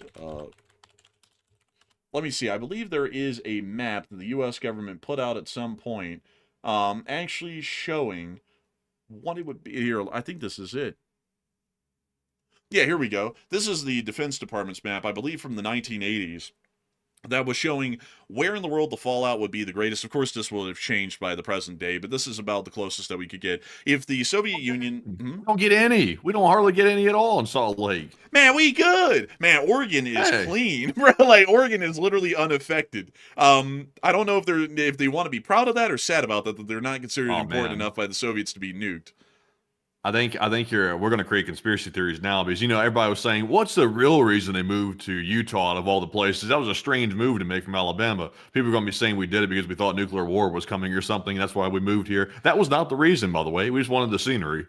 Yeah, it's actually really nice out here. It's really pretty. But outside of that, though, if y'all look at this, you can actually see that the areas that are the darkest red, like most of Alabama and most of the Rust Belt, those areas would actually have a decent amount of ground bursts happening within them, and for that reason the fallout would be quite significant. Also, by the way, another interesting thing, folks, is that fallout does not last forever from nuclear explosions. Generally, its radioactive half-life is about 2 weeks. So if you're able to make it through that 2-week period after the bombs go off without going outside, you generally have survived. You probably won't get cancer. Probably nothing bad will really happen to you, at least directly from the nuclear explosions. That's not to say that, living outside after the fact would be any good, but you wouldn't die from cancer or radiation poisoning, at least at a minimum, if you're able to get through the first 2 weeks. And crazily enough, folks, what's even nuttier is that even within the 2-week shelter areas, the radiation has generally subsided mostly by about the first week. The radiation at that point is about 3 Roentgens by about a weekend, if you're measuring it off of that scale, which isn't great, isn't terrible like the meme. But by the second week, it's generally back to normal background radiation. We found all that out because of Hiroshima and Nagasaki. And that was actually kind of a big reason, one of the big reasons why we actually dropped the atomic bombs on Japan, is because we wanted to find out, what do they do to actual people that they're dropped on? And that was actually where we got the most research and information knowledge about how in the world civilization survives after a nuclear impact. It is hell on earth if a nuclear weapon ever hits anyone, or an atomic bomb even for that matter. That was generally pretty bad in its own right for Hiroshima and Nagasaki. But you can eventually rebuild, and you can eventually recover from a nuclear attack. But a nuclear attack at the scale of which the US or Russia would be hit by in a strategic nuclear exchange by both parties, that would generally be bad enough that most industrial centers and most people's way of life will have been completely destroyed, and it'll basically have to be built from the ground up again, which is really something that you really wouldn't want to live through, because it's going to be very tough living from that point on. Like, if you think the modern world as it is right now is tough, living in a post-nuclear apocalypse, basically, would be far worse. 2/3 of everyone that was alive when the nuclear attack happened will probably be dead by the second year after the attack, meaning that the U.S. would have gone from a country of 360 million people to about a country of 130 million people. So the labor force is a lot smaller. It's about a third of the size, meaning that the U.S. only is industrially capable of a third of the output. And if most industrial centers have been knocked out, that means that you have to completely rebuild them, which then means that industrial output's impossible until those areas are rebuilt, if they can be rebuilt. And it's going to take forever to get any electrical infrastructure back up, power plants up and running, to even be able to get those factories running. And when the factories start running, then you have to produce basically all of the most basic stuff. And considering that nuclear weapons pretty much operate as electromagnetic pulse devices, you have to replace every single inch of electrical infrastructure in the country, basically from the ground up. It would be hell on earth. Like, I would be entirely honest with y'all. A nuclear war is something that I would personally not want to survive through, because if you survive through it, you're basically coming out the other side, and it's the United States at the turn of the 19th century again, in the larger sense, but a lot worse in many other ways. But anyways, I hope that does address that the best I can, at least in my opinion. And a huge thanks to you for the incredible support, Hokey Redneck, and helping this channel to keep on running, because if it wasn't for folks like you, we wouldn't be able to make this channel possible, and we wouldn't be able to talk about somewhat more morbid facts like a possible nuclear attack on the United States and the difference between air bursts and ground bursts. But a humongous thanks to you so much once again, and with that, we are on and into the next one. And we also have a $20 support from none other than Robert Krogan. And thank you very much, Robert, for that 20, and we do appreciate it. They said evening, and here's a little something for all the hard work that y'all put in. And thank you so much for the support, and thank you for a little something for the work that we put in. We always love to know that people appreciate our work, and I gotta thank you greatly for supporting it, because you're helping us to make this thing possible for all sorts of people, millions of people from around the world who watch this show every month. And we thank you massively for enjoying the channel enough that you would help us to be able to keep our lights on and pay our bills. So that way we can keep doing this as a full-time job and keep covering the news every single day. So a huge thanks to you so much once again, and with that, we are on and into the next one. And our next one goes to none other than Crispy, who puts in a 20 as well. And thank you very much, Crispy, for once again throwing in that support and also helping to keep us running. And Enforcer, what say you? I gotta thank you so much for the support. You didn't throw in any comment, but we're still massively appreciative of you, because folks like you, Crispy, help us to keep this news crispy and fresh. And I gotta thank you massively so much, because folks like you have been around for a long, long time, and we're always happy to have folks like you around, and we're always happy to know that we're able to tell you and hundreds of thousands and millions of others the news every day. So huge thanks to you so much once again. I hope that has addressed that well. And with that, we are on to the next one. And we also have a 20 from I Am The Real. And thank you very much, I Am The Real, for that support. And they said, I'm a regular American citizen who is going to get to meet my state senator tomorrow at an event. And I'm going to try to convince him to be in favor of strikes against Iran and any advice enforcers and LSA. And I will say this, also, cool you're getting to meet your senator, by the way. Hopefully it goes well, which I assume it would, because senators don't want to have bad meetings, because if they do, that doesn't look good. And also, usually it's called on social media, so that doesn't do them very good for a re-election. At the same time, though, I will say it's not really up to the senator about whether or not we're going to strike Iran. It's more up to the president on that one. Technically, if we did it by the book, it would technically go to Congress for them to declare a war first before we go start a war in Iran, but that's not the way it works in practice anymore. It kind of works with the president basically taking us to war, and then Congress has to fall in line. But Enforcer, what say you? I would have to say that if you ever wanted to talk to your senator about something like that, at least their foreign policy outlooks, which, at least for the Senate, really for the Congress these days, it doesn't really matter all too much, like at least on like the day-to-day sort of a deal of actually conducting action, say militarily against a country. But if you wanted to talk to your senator about it and see if you think that they are really worth their oats, at least in a sense, on the topic, I wouldn't really tell them that you support strikes against Iran. I would actually ask them and listen to them without giving any biased input to make them think that you think one way or the other. What do you think about the Iran situation? And see what they think about it. Because I think that tomorrow you ought to use that time, instead of trying to convince them to do something, I think you ought to ask them what they think about that situation and hear what they say, as kind of like their canned speech or their opinion on it, and see if that makes sense to you or not. Because if it doesn't make sense to you, then that kind of tells you a lot about your senator and whether you would want to vote for him again or not, and whether they actually are working on a realistic framework for their analysis or not. Because sadly, they don't really get to impact a lot of what goes on with Iran, and also with the current president. Encouraging anyone to go and tell him anything is basically point. Like, I'm not trying to, like, sound like I'm biased here, but this is just the truth of it.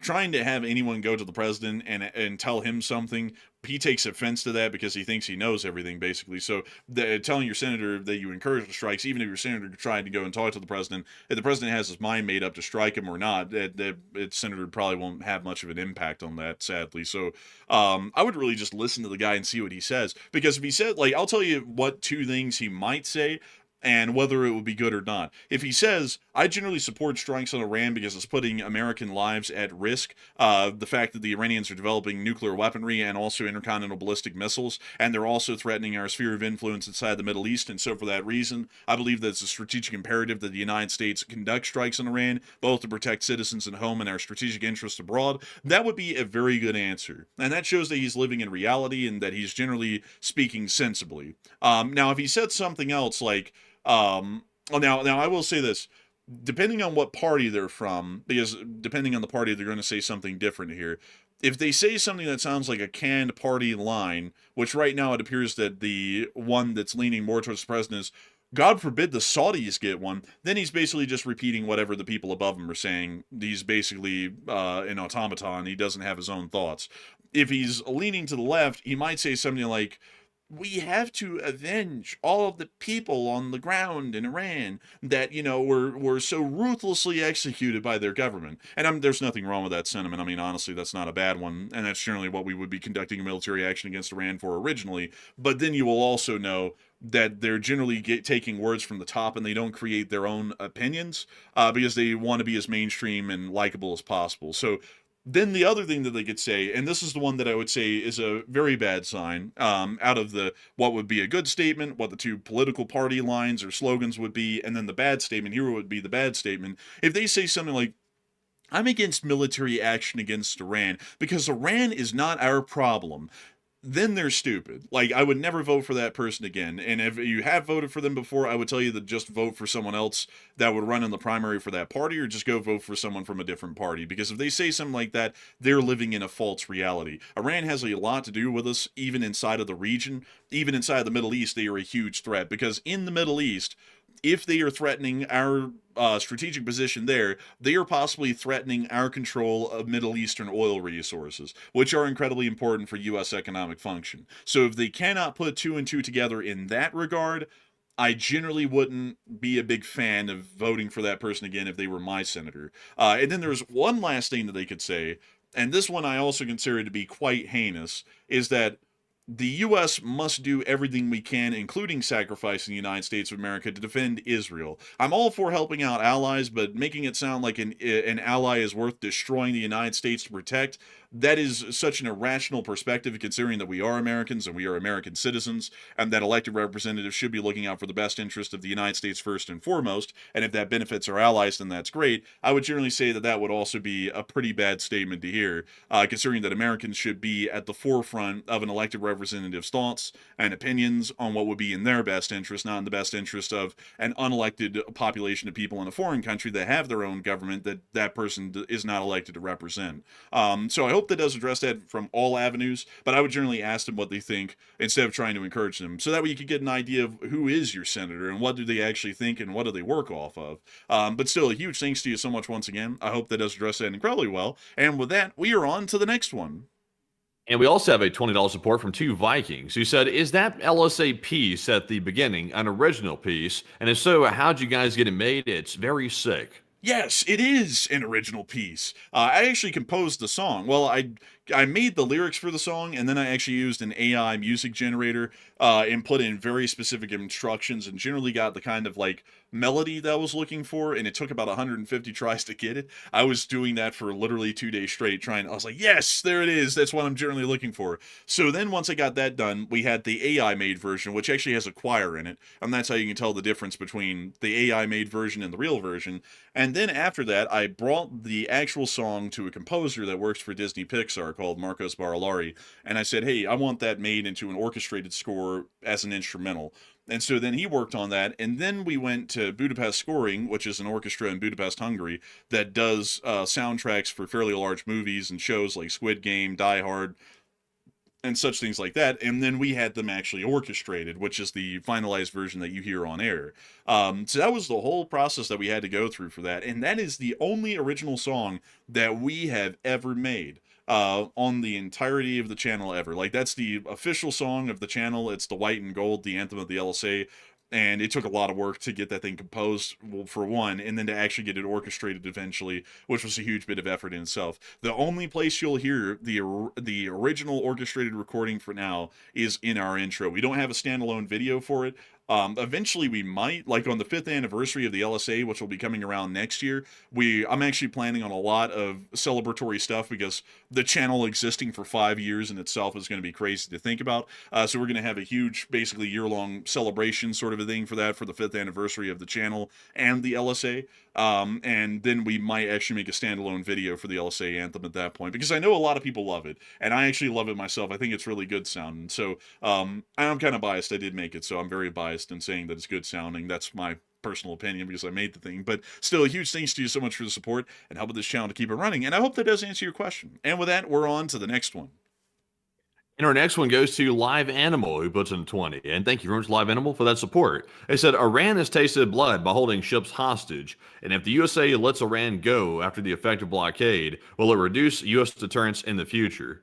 On it, yeah, it absolutely will. The U.S. has to follow through. They can't just say they're going to do stuff. Like, that strategy that the U.S. keeps using is a business strategy that they keep using. Now, typically, like in business environments, like the president's used to, he'll go into a negotiating room and he'll say, I want the world. And that may work in business because, you know, you're expected to negotiate down from that. So you kind of come to a reasonable compromise after you come in asking for everything. But in world politics, you do something like that, and then you don't follow through, then that hurts your credibility militarily. And you can't afford to have that as a superpower. So it will definitely reduce it. So hopefully the U.S. follows through for once. But Enforcer, what say you? Yes, that would definitely reduce our standing in the world, especially with how much people would take it seriously. Because some people say that exaggerations are good. They're not, especially in foreign policy. You can make a slight exaggeration, but you also have to make it clear that you would be willing to be talked down from it. But if you go around the whole world saying something like, we're going to glass Iran and turn the surface into glass, and then you never follow through on that, you look like a joke. Because look at all of the enemies of the United States that do that stuff. The North Koreans look like a joke because that fat guy sits there and says every day of the week he's going to nuke New York City, and he never does. I mean, their nuclear threats are literally taken with a grain of salt. Nobody even considers them to be serious threats. When the Russians sit there and say every single day of the week, we are at war with NATO and we want to destroy NATO and America and all that, and they never do, they also look like a joke as well. And then when Iran does that, like, we're going to destroy the Lincoln, we're going to destroy the George H.W. Bush, we're going to wipe out every U.S. force inside of the Middle East and wipe Israel off the map, and then they never do, they also look like a joke. And nobody takes them seriously after that. So then we're basically running into the dark because we're like, well, they run their mouths all the time and threaten everything. They do nothing. So we really don't know where in the world the limit actually is at when we cross the red line with them. So that really makes it to where nobody takes you seriously and you get trampled on,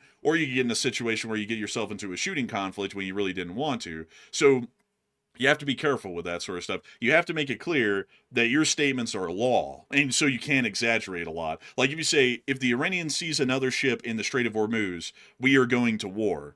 That is not a exaggeration, that's not a hyperbole, and we're not talking down a kid with no intent of actually going through with discipline. If we say we're going to war with Iran over something, we will go to war with them over that specific action if we threaten them over it, because otherwise we look weak, and we also look like a joke, and that most of our threats don't mean anything. So big thanks to you so much for the support. I hope that does address that well. And with that, we are on to the next one. Also, by the way, just a note here, the Iranian foreign minister and other Iranian officials have arrived in Oman. They've officially arrived ahead of the talks in Muscat. So they are there. So they actually showed up. So that is a first step. We'll have to see where this thing goes. We'll probably see that's not very long talks, would be my guess, unless the U.S. wants to string them out, so that way they can buy some more time. We'll have to wait and see what they're going to do with that. But jumping to our next super chat, this one goes to none other than Arar983, who puts in a 20, and thank you very much, Arar, for that 20. And he said, "Seize Costco Chicken Tanker Recovery Fund and LSA." Hey, and thank you so much for the support and helping this channel to keep on running. If it wasn't for folks like you, we wouldn't be able to have the Costco chicken. We wouldn't be able to enjoy the delicious taste of the Costco chicken. And I got to thank you so much once again for support and helping this channel to keep on running. And of course, with that, we're on to the next one. And we also have a 20 from a Hokie Redneck yet again. And thank you very much, Hokie, for the second support. He said, "Does Iran actually paint their rockets or do they wrap them?" I think they paint them. I'm not sure though. That's actually a great question. I don't know if they wrap them or paint them. What do you think, Matthew? I think they're painting them. I think wrapping it might be might be above their skill level. Yeah, I think so too. That's why I'm thinking that they're painting it. So I think we're both in consensus here. They might be painting them. But a huge thanks to you for the support. I hope that does address that well. And with that, we're on to the next one. And we also have a $20 support from none other than Glock, who's there, LSA. And thank you very much, Mr. Glock, for that support. He said, "Does the U.S. forces know the locations of the missile storage tunnels? And we obviously didn't know last time, question mark." They generally would, but I say would with a heavy emphasis on that because if you comb enough over satellite photography, you can find everything. Like, you can find literally anything and everything, even on Google Maps. So they should, if they have enough intelligence guys on it, they should have been able to figure out where all of these are. Because you're just looking for tunnel entrances somewhere in the middle of nowhere with maybe some military support facility right outside of that bunker or tunnel or whatever it may be. So they should know about it. And they generally would know about it, but if they haven't put anyone in the intelligence services on that topic to find the tunnel entrances, they might not actually know for certain. So I hope that does address it the best I can, and a big thanks to you once again for support and helping this channel to keep on running. And with that, we are on to the next one. And our next one goes to Chris Feilbach. And thank you very much, Chris, for that $20 support. And we do appreciate that very, very much. He said, "A male polar bear can slap with a force of nearly 8 kilonewtons with its front paws, which means that it's possible for a polar bear to slap its food, mainly seals, to death in a single blow because the skull bones are weak." LSA. I gotta say, polar bears are actually quite scary to me. And that's actually really interesting here. They got that kind of slapping force. I wouldn't think they would, you know? I feel like most of the force would be in the jaw. But apparently they got hands. They can throw them hands. Mike Tyson. Those polar bears must be from Stockton the way they got that slap. Mike Tyson about to say, "How much to fight the polar bear?" And they're gonna be like, "It's not, you can't fight. I'll give you $10,000 if you let me in there. I'm gonna beat its ass." And they're gonna be like, "No, man, like, you can't do that." Listen, have you ever thought about what it's like to fight a polar bear? No. Like, no. Oh, hello? You haven't. Huh? You haven't thought about it. What the hell? No, I haven't thought about it. Good for you. It is good for me. I don't like to fight. I don't like to fight them. The polar bears. They're really big. They're furry. They're scary. They track you down over miles of ice. It's really scary. I remember when I came face to face with a polar bear. I had to get high. I had to climb to the top of the roof to get away from it.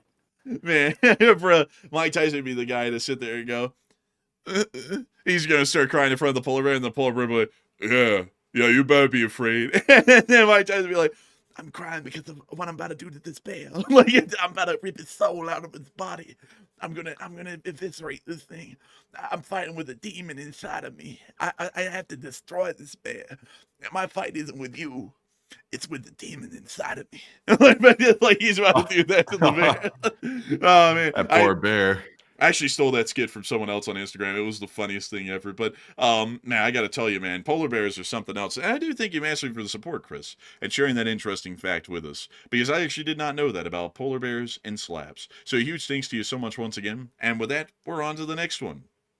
And we also have a $20 support from Waka Waka What. And thank you very much, Waka, for that $20 support. He said, what that I gotta change the first part a little bit because I know what this is referencing. They said, what that Ruski do? Also, LOL, JK, thanks for all the hard work, fellows. Coffee filter fund in case Matt Maduro's Andrews filters.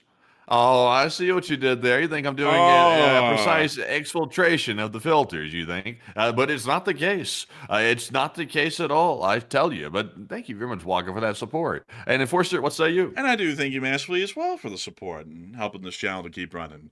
And Matthew didn't take my coffee filters. I've had a pack of coffee filters now, and they've been stuck here at this place. They haven't been going anywhere, luckily. I'm very happy about that. But I do thank you massively for the support and helping this channel to keep running, because if it wasn't for folks like you, we wouldn't be able to make this channel possible, and we wouldn't be able to keep it running. So humongous thanks to you so much once again. I hope that does address that well. And with that, it is time for us to move on and into the next one.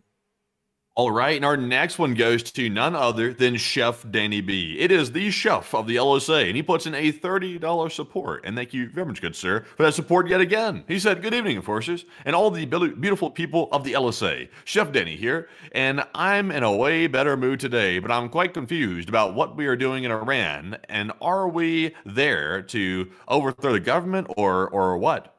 We don't really know anymore. And I'm not going to lie, I'm going to have to go with the stereotype deal of what America does stuff over. It's probably for the oil at this point. That's what I'm assuming, because that's what Venezuela turned into after all the hoopla talk about cartels and drugs and fentanyl and Tren de Aragua and Maduro and all that. It just ended up being about oil. And I have a feeling that considering that Iran is a larger oil producing country, that's probably what we're going to end up trying to achieve in Iran, is just basically having most of their oil shipped to the United States of America or to American aligned countries. That's what I'm generally assuming at this point. Because it's just so interesting to me how we had this idea here on the channel that, oh, it's definitely going to be because the Venezuelans are a growing Chinese Russian influence in the Americas, and we can't really allow that to exist within America's continental region. And then some other people were saying, no, it's definitely over the drug boats, and it's definitely over Tren de Aragua and the cartels. And then this other group of people were like, it's about the oil, it's always been about the oil. And I was like, nah, that's just, I don't know. And then it ended up being about the oil. It was neither one or the other. It was about the oil. It was the third option. So I think it might be that with this as well, because, it went from don't massacre the civilians. Oh, they massacred civilians. We're going to get them. Okay, now we're going to get you all over the nuclear topic. Next thing you know, because it's flip-flopping so much that none of these topics actually matter. At the end of it all, if we end up nabbing or hitting Khamenei, then the president will come out and go, it's about that sweet, sweet oil, that delicious oil. And then we'll be like, oh, okay, so I don't know why, man, but your microphone was like inverting your volume level to where at the end of your words, it was making it louder, but in the middle, it was quiet. It was like, I was like, what in the world? I was like, you got him in the drill, baby, drill. That's what they're telling me. They said, drill, sir, drill. That's what they said. They said, take the oil out of the ground. You got to drill it out of the ground. You can't just frack. The old-fashioned word, frack. You can't just do that anymore. It hurts the soil. They said that those tree huggers, they love the soil. They love those worms in the soil. They said, stop fracking, sir. Stop doing it. The worms, they came up and they said, we're going to contact RFK. Stop what you're doing. I do what the worm commands. But beyond that, I gotta thank you so much for the support, Chef Danny B. And I hope we have been able to address that somewhat well. Because I'll be entirely honest with you, I don't really know what we're doing either at this point. There's no real clear objective that's being publicly stated and kept with. So I think it might actually be over the oil. So a big thanks to you so much for the support and helping this channel to keep on running. And with that, we're on and into the next one. And also, it's great to have you here, and it's great to hear that you're doing a lot better today than you were yesterday. And so a humongous thanks to you so much once again. And with that, we're on to the next one. Indeed. And moving on to our next one, this one goes to Chris Filebach once again, who puts in a 20. And thank you very much, Chris, for that second support. He said, don't worry, the polar bear can bite at around 1,200 pounds per square inch. They're good at that too. Humans can only do around 160 psi. Now, I don't know if you've ever seen it, but humans can bite pretty hard. Typically, they don't put that to the test though, because unless you're, a little bit odd or something like that, you usually don't go around biting stuff as a human, unless you're chewing food or something. So they don't really get to usually test that, unless you're running across someone like maybe, I don't know, what's that guy who kept people in the refrigerator and stuff like that? You know what I'm talking about? Yeah, unless you're like Jeffrey Dahmer, he probably tested that biting strength all the time. But Enforcer, what say you? I gotta say, I do thank you for support and sharing that with us, Chris Fieldbach. And I gotta say, those polar bears have got some bite force. I have to agree with you there. That's very concerning. The polar bears keep stuff in the fridge too. It's just literally leave it outside and it freezes. Man, I heard that polar bears like a certain kind of soft drink. I thought they like a hard drink. No, they like soft drinks. Coca-Cola. That bear's looking at that Coca-Cola like it's not really sure about life. It's like something wrong with that bear. Oh, what is this? Like it's Coca-Cola. I love the bear that they have at the Atlanta place where they have like that emaciated bear. Dude, I don't know what's up with this one. I'm not gonna lie, Coca-Cola artists have been trying to get down what a polar bear looks like for about 80 years probably. I still think they're missing the mark just a tad. Like, that doesn't really look like a polar bear either. That one looks like it's about to say, "Oh, Lenny, what are we doing with all this coke?" Man, and why in the world does this one look like it's feeding? Like, why does it look like it's feeding though? Like they're doing that subliminal messaging, trying to get the children. Man, and then the older one's like, "Yes, drink the elixir." This whole thing just comes like, I'm not gonna lie, Coca-Cola marketing ads with the the polar bears. I mean, like. Oh no, man, they got the Grubhub Eatsified polar bear for Coca-Cola now. Grubhub Perks gives you deals on the food you love. The kind of deals that make you want to boogie. That smug corporate bear. Oh man, you know they had to have one of them. But let's see here. Any other? Have you checked into HR recently? Have you requested your time off? Put that into the system. You didn't give us a 2 weeks notice for time off for your mother passing away, so you're not getting approved leave. It's like, what the hell do you mean? It's like, what are you talking about? But let's see here.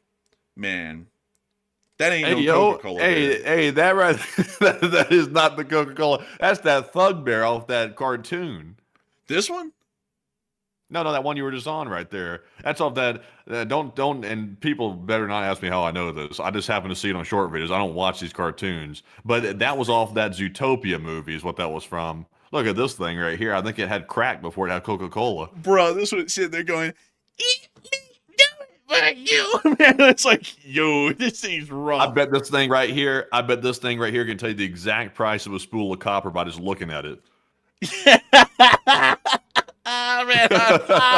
Bro. This thing's got superpowers. It can look at copper and tell you exactly down to the cent how much it costs. Bro, I've heard that the Department of Energy deploys this thing like a nuclear sniffer. Actually, I heard that the DEA deploys this thing like a nuclear sniffer to sniff out the fent. Like that's what I've heard. I mean, like this thing can really find it, from a couple of miles away. Let's see.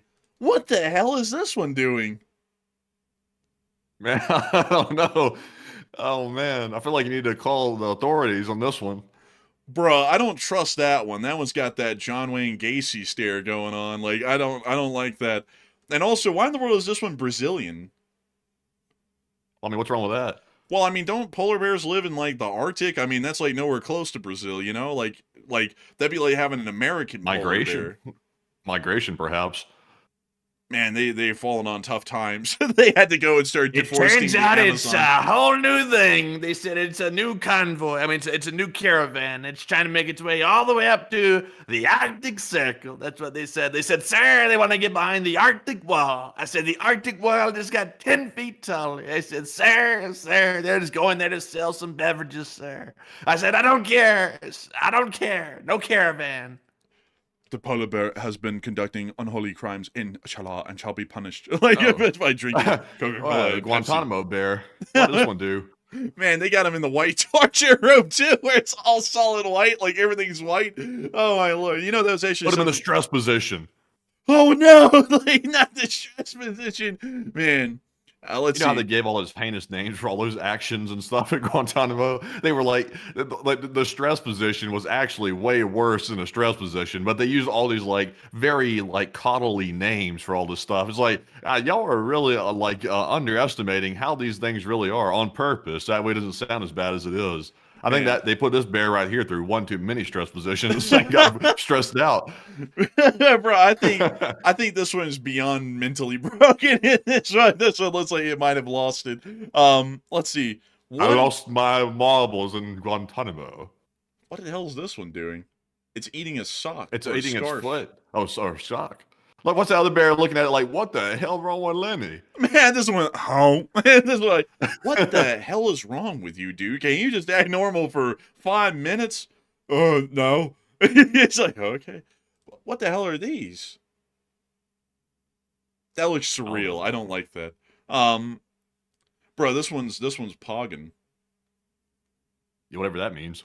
You know, it's like the guy who's like, go, oh, like that, like that guy, I'm sure a lot of people get the meme reference. I'm sure a lot of y'all got to get that right. Like, y'all know what I'm talking about, right? The meme reference. But, bro, wait a minute. I've heard that a lot of companies are starting to do AI generated like stuff. Like I've heard about it. For some reason, this one on here on the right, I don't know if it is, but it looks like it. Yeah, it kind of does, but I can't really tell. Man. Wait a minute, that's the full image of that freaky looking bear, is that it's ice skating? That thing really looks like it should be wearing some pants. Like, I don't know why. This thing's a little too human looking. Hi, this is the Arctic police. You are under arrest for indecent exposure. Like, but I'm a bear. Yeah, but you look like you should have clothes on. Like, it's like you look like you should. So we're just going to go ahead and arrest you on that one. Put your hands behind your back. But anyways, Some pants, you filthy animal. bruh. That's how we were looking at that last poster, bro. You're like, what the hell? Man, that's how, like, you can take this right here and use this as meme material right here. Like, oh man, when the U.S. said that help was on the way, but it never arrived, and show that picture. And you could do that. Let's see. Well, I guess that's enough of the Coca-Cola polar bear thing, but that is still some very interesting facts, though, about polar bears. But a humongous thanks to you so much for your support and help with this channel to keep on running. And with that, we're on to the next one. And our next one goes to Constant Nima. And thank you very much, Constant, for that $14 support. It said, please do not generalize the nation of Iran with the IRGC. We are a peace-seeking and respectful nation. We fought the IRGC for years with bare hands and died in masses. And Iranians are not your enemy. The IRGC is. And we recognize that, by the way. Like, we say that from time to time. We don't say it constantly because most people here on the channel that have been here a long time, they know how we feel about it. But if you're new, though, which it sounds like you probably are, we obviously separate the Iranian people from the IRGC because we recognize that the Iranian government puts your people down because obviously they just eliminate, unfortunately, and I know this is probably a sensitive topic since you are probably an Iranian national, that the Ayatollah just eliminated probably about 30,000 of your comrades in the streets. So obviously, they are not for the people. It's a dictatorship. So it's quite horrific. Hopefully, that situation gets fixed. But Enforcer, what say you? I would say I do thank you for the support. Generally, though, on the channel, when we're talking about foreign countries, we can't really hedge every statement that we make with, but there are a lot of cool people in Iran. Because, generally, like, for example, with Russia, I'm sure there's a lot of cool people in Russia, but, we're talking about an official government taking actions with a military behind them with funding. And so whether there's cool people or not, they don't really weigh into that equation of what's going on in the outside world. Like, for example, if China invades Taiwan, I mean, sure, the Chinese people have a very interesting culture, good food, and they seem like very nice people, but those people, aren't storming the beaches of, say, Taipei, cooking up some wonderful food and talking about their culture of several thousand years. That's kind of where we talk about on the news. And I get what you're saying, but, I can't hedge every statement with the Islamic Republic of Iran as a government that needs to be taken down. But on the other hand, there are really cool people and stuff because, that would really stretch things out a lot and then become fairly redundant. So I think it might be new because we have said that a lot before, and we have just, watched the protests and uprisings rise and fall, clearly put down by the Iranian government. And that's why we say the Islamic Republic of Iran and not, Iran or the Iranian people. It's because it's the Islamic Republic of Iran as the government of the country that is the issue. But a big thanks to you for the support and helping this channel to keep it running, and I hope that does address that well. And with that, we are on to the next one. And our next one here goes to none other than Pilsey, who puts in a 10. And it said anchors away.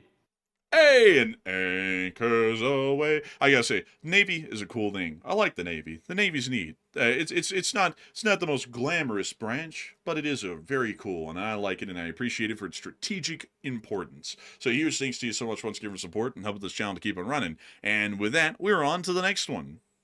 And we also have a 10 from Live Animal, who said Iran might be playing with escalating from small to big by sending individual boats and a lone drone, and U.S. deterrence must be preserved. I would agree, and I do thank you massively for the support and helping this channel to keep on running. And with that, we're on to the next one. And this one also goes to Live Animal, who put in another 10. And thank you very much for that support. And they said, while I grab this one bot here, it's hard to do that multitasking quite like that. But Live Animal said, if you reward them from blockading, that's a bad precedent. That's exactly what we're saying. I'd say, I thank you for agreeing with us. And that's exactly what we're saying. We should not allow or reward that kind of behavior. If they're trying to get that kind of leverage on us negotiating, they're going into this in bad faith.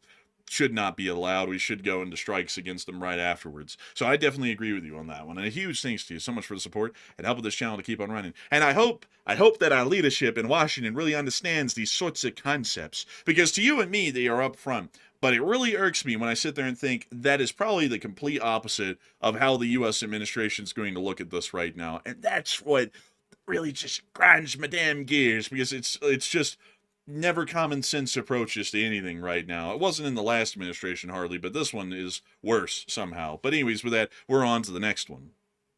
And moving on here to our next one. This one goes to Urbex Fester, who puts in a 10. He said, would Russia be stupid enough to give the Iranians warheads?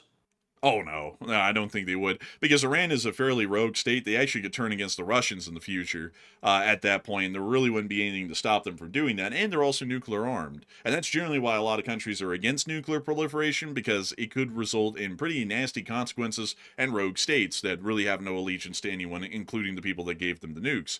So I hope that does address it the best I can. And a big thanks to you once again for support and helping this channel to keep it running. And I also just saw Rich, before we move on to the next one, Rich just said, do people say the same about us Americans? There are some good people, just the current government is the problem, or do we all get lumped together? Some people say it about all Americans, but some people don't lump the whole country in with the current administration, at least in foreign policy. But you know, that's kind of the thing, though, that I'd have to say, like, in defense of some people who say that it is all Americans, the United States of America is a federal republic and a democracy. Is in at large, and the majority of the country by electoral vote and popular vote did vote for the current president, and of course all of the representatives in the Congress, both in the House and the Senate, were all elected by the citizenry of the United States as well. So generally, whether people like it or not, you know, whether we even agree with the U.S. president's foreign policies or not, me and Matthew, the president of the United States is the elected official representative of all of the United States of America, including the actions of the Congress. So if people wanted to say America this, America that, I mean, in general, they're actually not wrong, because the government is elected by the people. So it is a direct representation of what the people wanted. If they don't want that, they'll vote them out, and the voters will make the proper adjustments and changes in the next election cycle. But for now, these people are doing generally exactly what most of the country kind of really wanted, at least by the elections results. And I know some people are going to say, well, that's not what I wanted, but that's completely ignoring the point of democracy. Democracy isn't about what you particularly want, it's about what the majority wants,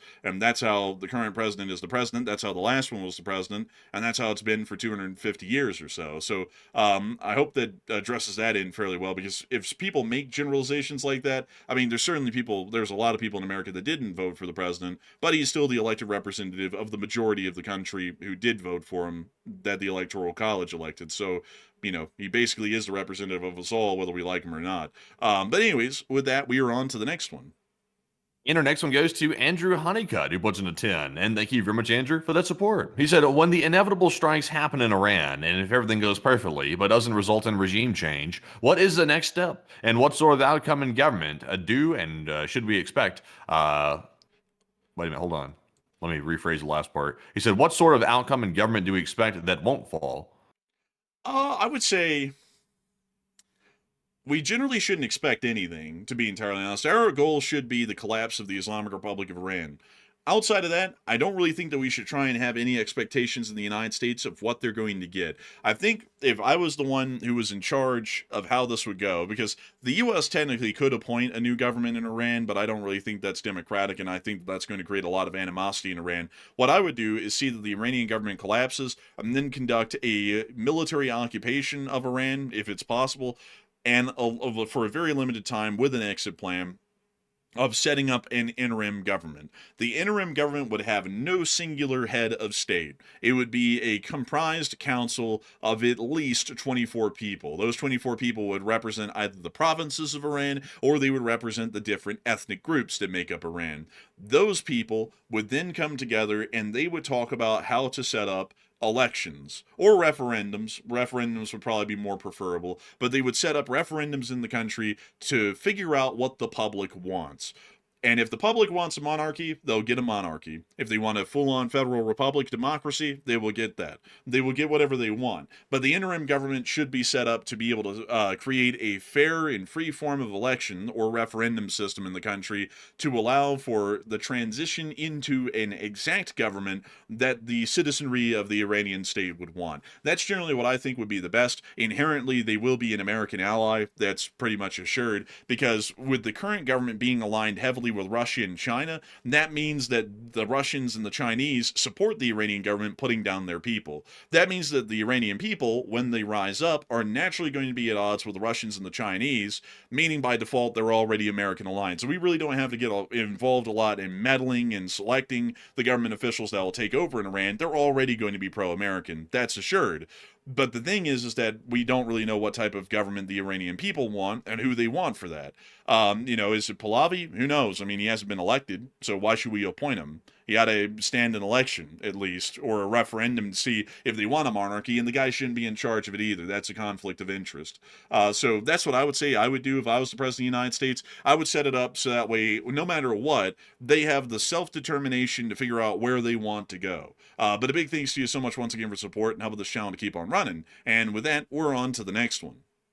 All right, so I asked a very interesting question right here on a poll. I said, who would you pick to negotiate U.S. foreign policy deals out of these options? You have to pick. And 42% said lawyers or politicians, while 25% said car salesmen or sales bros, while 15% said doctors or dentists, and 19% said real estate developers. And it's a strange mix of people here, by the way. Traditionally, it has always been foreign policy experts, politicians, or academics. That's who's usually been the ones who make those decisions. But in our modern day times of politics, we have real estate developers. That's who we have right now negotiating our deals. So only 19% said they were probably the best, that they would pick them to negotiate the deal. Honestly, out of all these right here, people aren't going to like this, but a lawyer or a politician would probably be the best one. I would say a doctor or a dentist, because usually they're pretty high intelligence. You kind of have to be to get past the MCAT and all the other things to become a doctor. Also have to have good memory too. But the problem is, though, doctors are going to be a little bit too much on the conscientious side to make these life and death decisions, because sometimes you have to make nasty decisions in foreign policy that ends up not being the most human-focused decision, and it ends up being a little bit brutal, because sometimes brutality is needed in foreign policy to protect the United States. So I would say that a lawyer would be they would have enough bad side in them to be able to make that hard decision and possibly go with an option that could be considered crude when it's needed. But there's always the downside that sometimes they may not be as honest as they should be compared to a doctor. But a real estate developer, I wouldn't pick them in a million years. But Enforcer, what say you? I would never pick a real estate developer in a million years myself. I would never pick car salesmen either. Doctors and dentists are quite intelligent, but I'd also have to say they have absolutely no background knowledge to go into negotiations and understand what's going on. Lawyers and politicians generally would have a good understanding of at least some framework of the basics of what would be going on or what they would be looking for. And that's why I would say that would be the best group to try and have go and negotiate instead of any of the other three. So I hope that does address it the best I can, in my opinion. And I also saw someone say, I see a lot of people saying this in the chat. This happens every time I bring up Pahlavi. Oh, Pahlavi, he's the guy. He's just the guy. Okay. Why can't he stand up to an election then? Like, why is everyone out there? This is something that really just blows me away. Why in the world do so many people act like it's offensive to ask the guy to go up to an election, an impartial one run by an interim government that he's not a part of, to see if the people want him or not? If he's such a shoo-in like all of y'all are saying, what the hell's the problem with putting him up to an election? Or putting the country up to a referendum as to whether they want a monarchy or not, and whether they want him to be the monarch? I mean, what is wrong with that? Like, why in the world do so many people act like that's even an offensive thing to say? That we ought to let the Iranian people actually have the final decision. Why the hell does everyone act like we have to go and put the guy in charge because he's that popular? If he's that popular that we have to put him in charge, he's not popular. If he was popular, he would win referendums and elections in Iran hands down if they were held truly fairly. And I also don't think, I'll say this up front, I'm completely against the idea of Pahlavi being the sole leader of a provisional government in Iran. That's basically begging for a Jelani. Like, that's not a great idea. I don't care how many people think the guy sounds good. If you give someone absolute power in a provisional government setting where there's no rules yet, they don't even have a constitution yet, and there's no other representatives or officials in that government to create checks and balances, you're literally begging for a dictator at that point. Like, that's just the truth of it. Like, if an interim government should not have a singular leader. It should be a council that has no invested executive power in a singular individual that then sets up referendums to figure out if they even want a monarchy, and if they don't, Pahlavi's completely out of the picture as a monarch. He might be able to run for a president or a prime minister at that point, but he's completely out of the running to be a king. Then if they do pick a monarchy, then, you know, they could hold an election as to what royal family from Iran historically that have descendants do you want to be the guy. And then at that point, if you're right, he's a shoo-in, and they'll elect him hands down. But I don't really know why a lot of people are so against having the guy go up to public scrutiny in Iran, because if he is as popular as y'all say, that's basically just, going through the hoops, basically, just to make sure that they really want him. What's wrong with that? But anyways, with that, I hope that does address that well. I just don't know what the pushback is, where everyone's like, no elections, he's just the king, make him the king. It's like, what is wrong with an election? Aren't we Americans? Don't we believe in self-determining governments and at least letting the Iranian people have their say, instead of having the say for them? How would you like it if the Iranians did the reverse to us and just told you that Trump or Kamala was going to be the president and you have no say in it? How would you like that for any political group? You wouldn't. You'd hate that. You would hate the Iranians for it. So why in the world are we going to do the same thing to them? That would make no sense to me. But anyways, with that, we are on to the next one. And our next one goes to Andrew Honeycutt, who puts in a 10. And thank you, Roach Andrew, for that support. And let's see here. I actually already called that one off. For some reason, I didn't put the red check mark on it. But thank you once again, Andrew, for that support. We also have a 10 from Stanley Stowe Manley, who said, I've been thinking, ace play to take Venezuela oil to minimize Iran's treat of choking off the Gulf. What say you, enforcers, if that wasn't the plan? And I'd say, can you reread that again? Because I was actually a little bit confused with the middle part of the wordage there. He said it's a real play to take Venezuelan oil to minimize Iran's treat of choking off the Gulf. And what say you, enforcers, if that was the plan? So what he's saying here, basically, is he's saying that maybe there was like a grand strategy to take Venezuela first and get the access to the oil. So that way, when Iran tries to blockade the Strait of Hormuz and try to cut off the oil situation, then we can just simply supplement it with Venezuela. I would say not necessarily, because Venezuela is a decent oil producer, but if I pull up oil producers per country, Venezuela is not as big as the Gulf states combined, to where it would replace them or supplant them. Let's see, oil producers by country. Let me go see if I can get the graph for this. So here are all of the top oil producing countries. It's the United States, Saudi Arabia, Russia, Canada, Iran, Iraq, the UAE, China, Kuwait, and Brazil. Venezuela isn't even on this graph, so while they're a larger oil producer, they're nowhere close to replacing the Gulf states inside the Middle East, like Saudi Arabia, or Iraq, the UAE, and Kuwait, which make up far more oil production than Venezuela could ever try and supplant. So I'd say that wouldn't really be that good of an idea, because we're basically taking Venezuela, which produces peanuts compared to the Middle East, and then throwing the Middle East out. It's basically the same thing with Europe, to where we take a $1 trillion trade partner and the largest military force in the world, outside of the United States of America, and we throw them away for an ice island in the Arctic. It's kind of the same thing. But it also appears that we're hearing that Iran talks have now been delayed. What about that, Matthew? Yeah. So the Iran talks have been delayed a little bit. We're not sure why, but apparently it's been delayed until 10 a.m. local time in Oman. Once again, we're not told why. So we'll have to find out. It could be that maybe the U.S. is pulling a power move by making the Iranians wait. That's very possible because that seems to be something that our people would do. That's like kind of in their personality a little bit. They're into those power games and making sure people know who's boss and stuff like that. I used to know people in real life that were like that in personal life, and they sucked. But anyways, jumping into our next one here, this one goes to Kyle Padell, who puts in a 10. And thank you very much, Kyle, for that support. He said, you know anything about the RT-64 radio telescope? And smack the like button, LSA. Dang, I hate to say it, but sadly I had to declare ignorance on that one. I'm not really sure. But I do thank you so much for the support, though, and help this channel to keep on running. And please do smack the like button, folks. We love to see the like button getting attention. So a huge thanks to you so much once again for support. I hope that does address that well. And with that, we are on to the next one. And we also have a $7 support from Uncle David, other nephew. And thank you very much, Uncle David, for that support. He said, monthly penance. Don't get me wrong. I still like freeloading, LSA. Oh, well, I do thank you for the support. And I mean, freeloading is a right on this channel. Like, we thank everyone for the support, and we wouldn't be able to keep the channel running without support. But still, at the same time, we make this channel to where it's free to watch, and nobody ever has to support if they don't want to. So I do thank you massively for the support and helping this channel to keep on running. And I hope that does address that incredibly well. And with that, also, I gotta say, with the Iran thing, I saw some people say, "Oh, I'm an Iranian and I want him, and that's why we're going to have him." Okay. I think you're misunderstanding here. You're not the nation of Iran. Are you 80 million people? No, you're one person out of 80 million. So here's how a democracy works. I think this is where there might be some issues with implementing a democracy in Iran, because it doesn't really seem, for some reason, a lot of people get how democracy works. The democracy doesn't work off of what you want only.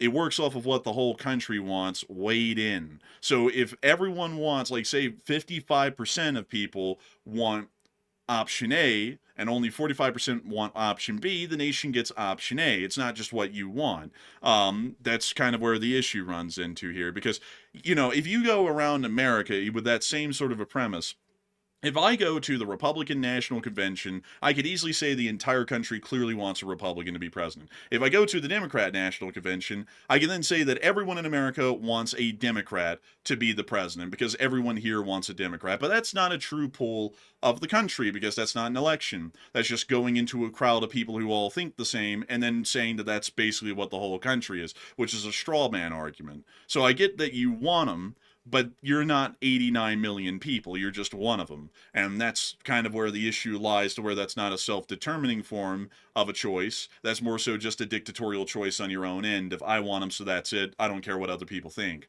But anyways, with that, we're on to the next one. Our next one goes to Far and Far, who puts in the 7. They said, please don't say Iran, say the Islamic Republic. The people are not the regime. But you also got to understand, though, like, I get where you're coming from, but like the Enforcer and me were saying earlier, it's too cumbersome to go into all that. Like, that the Ukrainians also want us to do that as well. They want us to say I can't remember exactly what it was. They want us to call, like, Ruskies or something like that. It's like, we can't get into all these, like, specific terminologies for every single country. Otherwise, we're going to sound like buffoons on here, you know, saying these long, extended phrases to describe each group. So everybody knows who we're talking about when we say Iran. But Enforcer, what say you? Well, I do that all the time.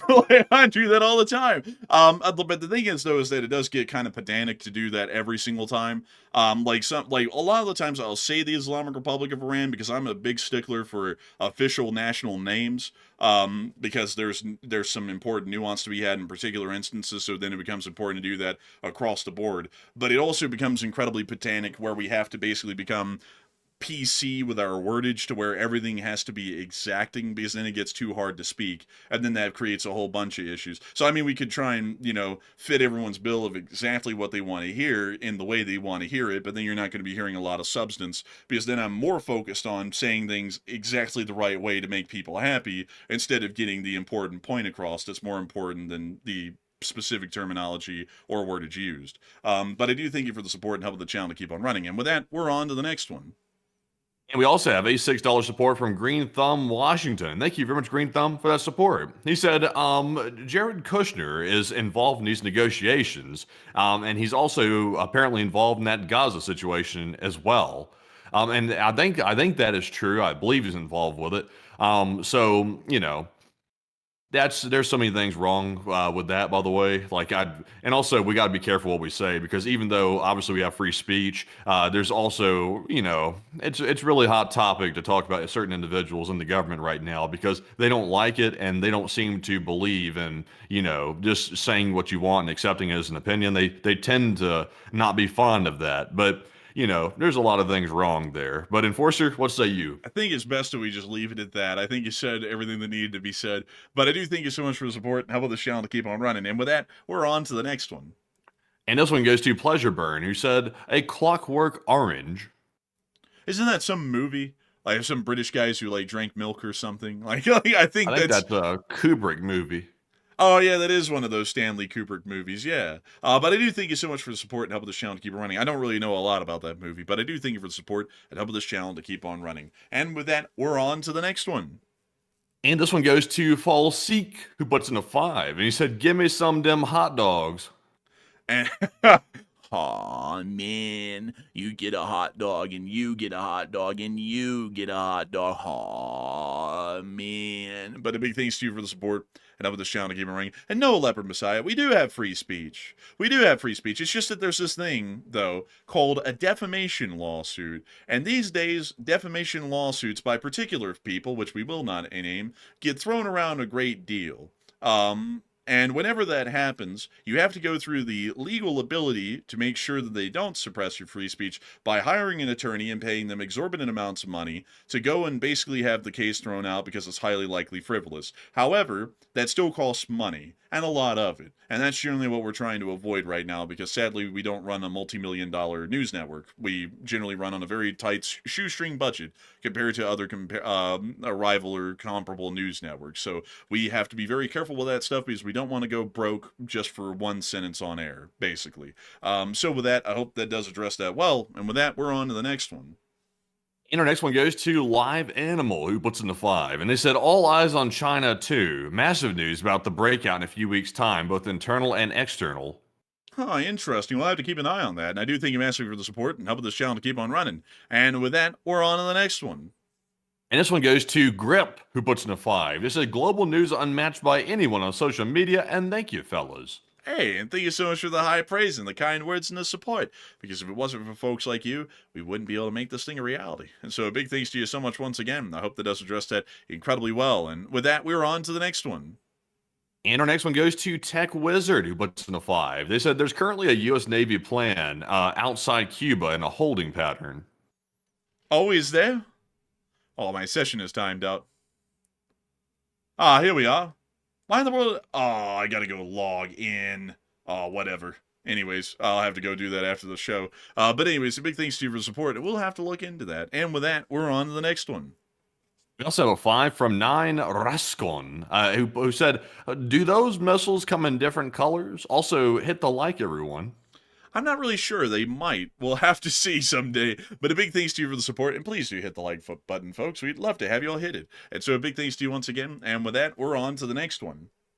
And we also have a 5 from Hoodoo, who said, we take away the nuclear facilities from Iran. They will eventually get them from Russia or North Korea, and regime change is mandatory. That's what I generally think as well. I don't really think there's a way to get around this rather than getting rid of the government that keeps trying to get a nuclear weapon. So a huge thanks to you so much for the support. I hope that does address that incredibly well. And with that, we're on to the next one. And this one goes to Trap, who puts in a 5. And they said, Rinky Dink. Rinky Dink the ways, please. Big thanks to you for the support. And with that, we're on to the next one. And we also have a 5 from Andrew Honeycutt yet again. He said, last stream, I sent a super chat asking what targets will be hit in Iran, aside from air defense and airfields. And what do you think? Usually top government institutions like regional government headquarters within the provinces, and also major government offices and headquarters within Tehran would also be targeted and hit as well. That I can guarantee, but outside of that, I wouldn't really be able to get into guaranteed certainties. And so with that, I hope that does address that the best I can, at least in my opinion. And also, I saw, before we move on to the next one, Pampa Spiros said, Reza Pahlavi has a detailed plan to hold elections and for immediate food and water restoration.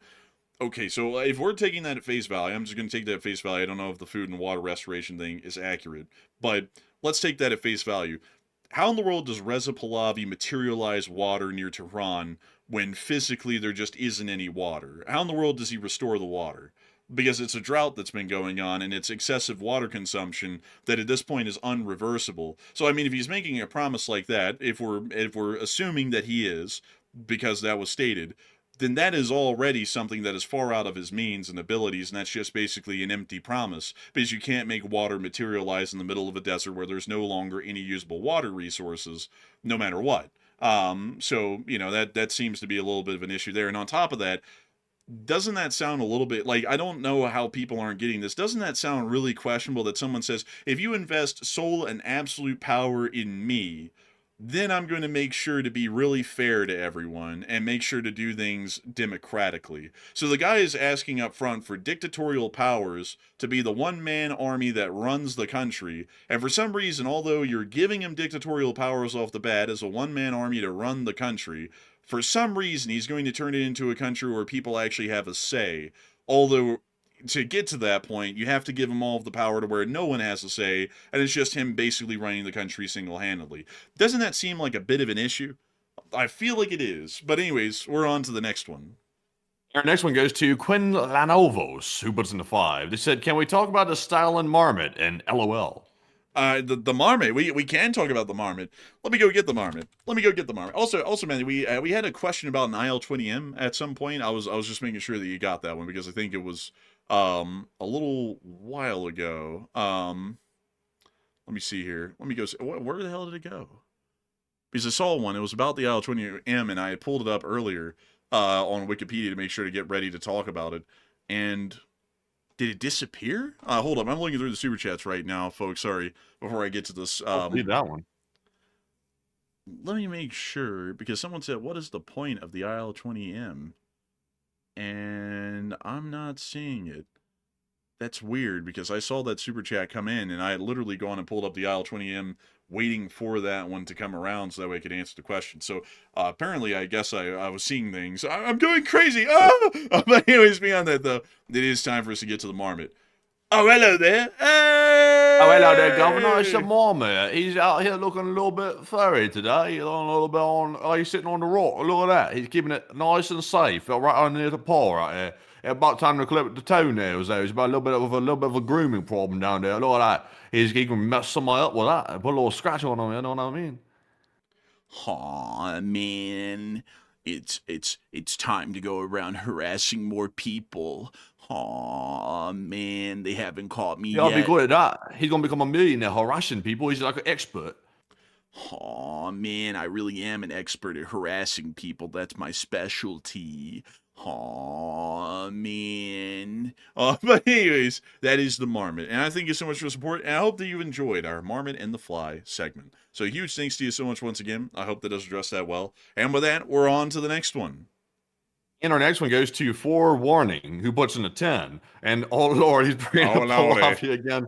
Oh goodness, I wanted to make this one short, but was running late. But he said Reza Pahlavi didn't state that he would instantly change the water situation. That was made up. Also, someone has to run the country in the transition before free elections, and there's no better options right now. Yeah, someone has to run the country, but it doesn't have to be a singular person. Like, I don't know if you know this, but when the United States was being founded, we didn't have George Washington single-handedly run the country. As a matter of fact, we didn't even have a single person with executive powers. We had what was called a Continental Congress, which was made up of delegates and representatives from all 13 colonies that would then vote to make the decisions. There was no singular leader at that point, except for the military leader, which was George Washington, but he didn't actually call the shots on the decisions that were to be made and how the nation would be founded from that point on. So I find that really weird that everyone acts like Reza Pahlavi is the only option when an interim government with multiple different people, delegates, and representatives of the people of Iran and the provinces of Iran could do that as well without it being a single dictatorial person with dictatorial powers. That's my problem. But anyways, with that, I hope that does address that well. Big thanks to you for the support and help the channel to keep running. And with that, we are on to the next one. And we also have a 5 from Kyle Padell once again. He said, someone told me that Chris's mom enjoys a good one. Oh, I've heard that as well. I've heard that as well. But a huge thanks to you so much for the support and helping this channel to keep on running. Because if it wasn't for folks like you, we wouldn't be able to make this channel possible, and we wouldn't be able to keep it running. And with that, we're on to the next one. We also have a 4 from Plazath, who said, LOC, and a quick question from the chat, please. And I thank you so much for the support, and long live the Lee Spring Army, and we will make sure to get one in your honor. So what do we got, Matthew? And this one goes to K-Man, who said, will the U.S. or Israel use commando raids to go into the nuclear facilities? It's certainly possible. I think that's what they're putting the dirt in front of the openings for, is not to stop a mob from getting through, but is possibly to stop the special forces from literally just landing on site and then immediately going straight in. So that might be the additional reason for that. So with that, I hope that does address that well. Huge thanks to you so much once again. And with that, we are on to the next one. We also have a 5 from Dr. Nola, and thank you very much, Dr. Nola, for that support. They said, it's very odd when the loudest voices for the future of Iran are the Iranians who don't live in Iran. Well, you know, what's funny about that is a lot of the Iranians that don't live there, like, for example, the ones that live here in the United States that you see protesting in the streets, they are actually people that probably want to live in their home country, but they can't, because if they go back, the regime's going to get them, because they left the country, they went to America, and they've essentially been viewed as collaborators to a certain extent. So some of them are basically in exile, and that want to return, but they can't until the Ayatollah is overthrown. So I think that's why they're so loud about it, is because they feel like they've been separated from their family and friends, etc., and they're kind of stuck. But Enforcer, what say you? Yeah, I would have to agree. I would have to agree with Matthew on that. That's probably the reason why. But I still think that a lot of them are completely overlooking democratic principles to just shoehorn someone in, which I don't really think is the right move to do. And that's going to make a lot of hatred against the United States in Iran if we do that. That's my main concern. But anyways, with that, a big thanks to you for the support and help this channel to keep it running. And with that, we're on to the next one. And this one goes to 535 Medic, who puts in a 2, who said it sounds like an Iran problem at that point.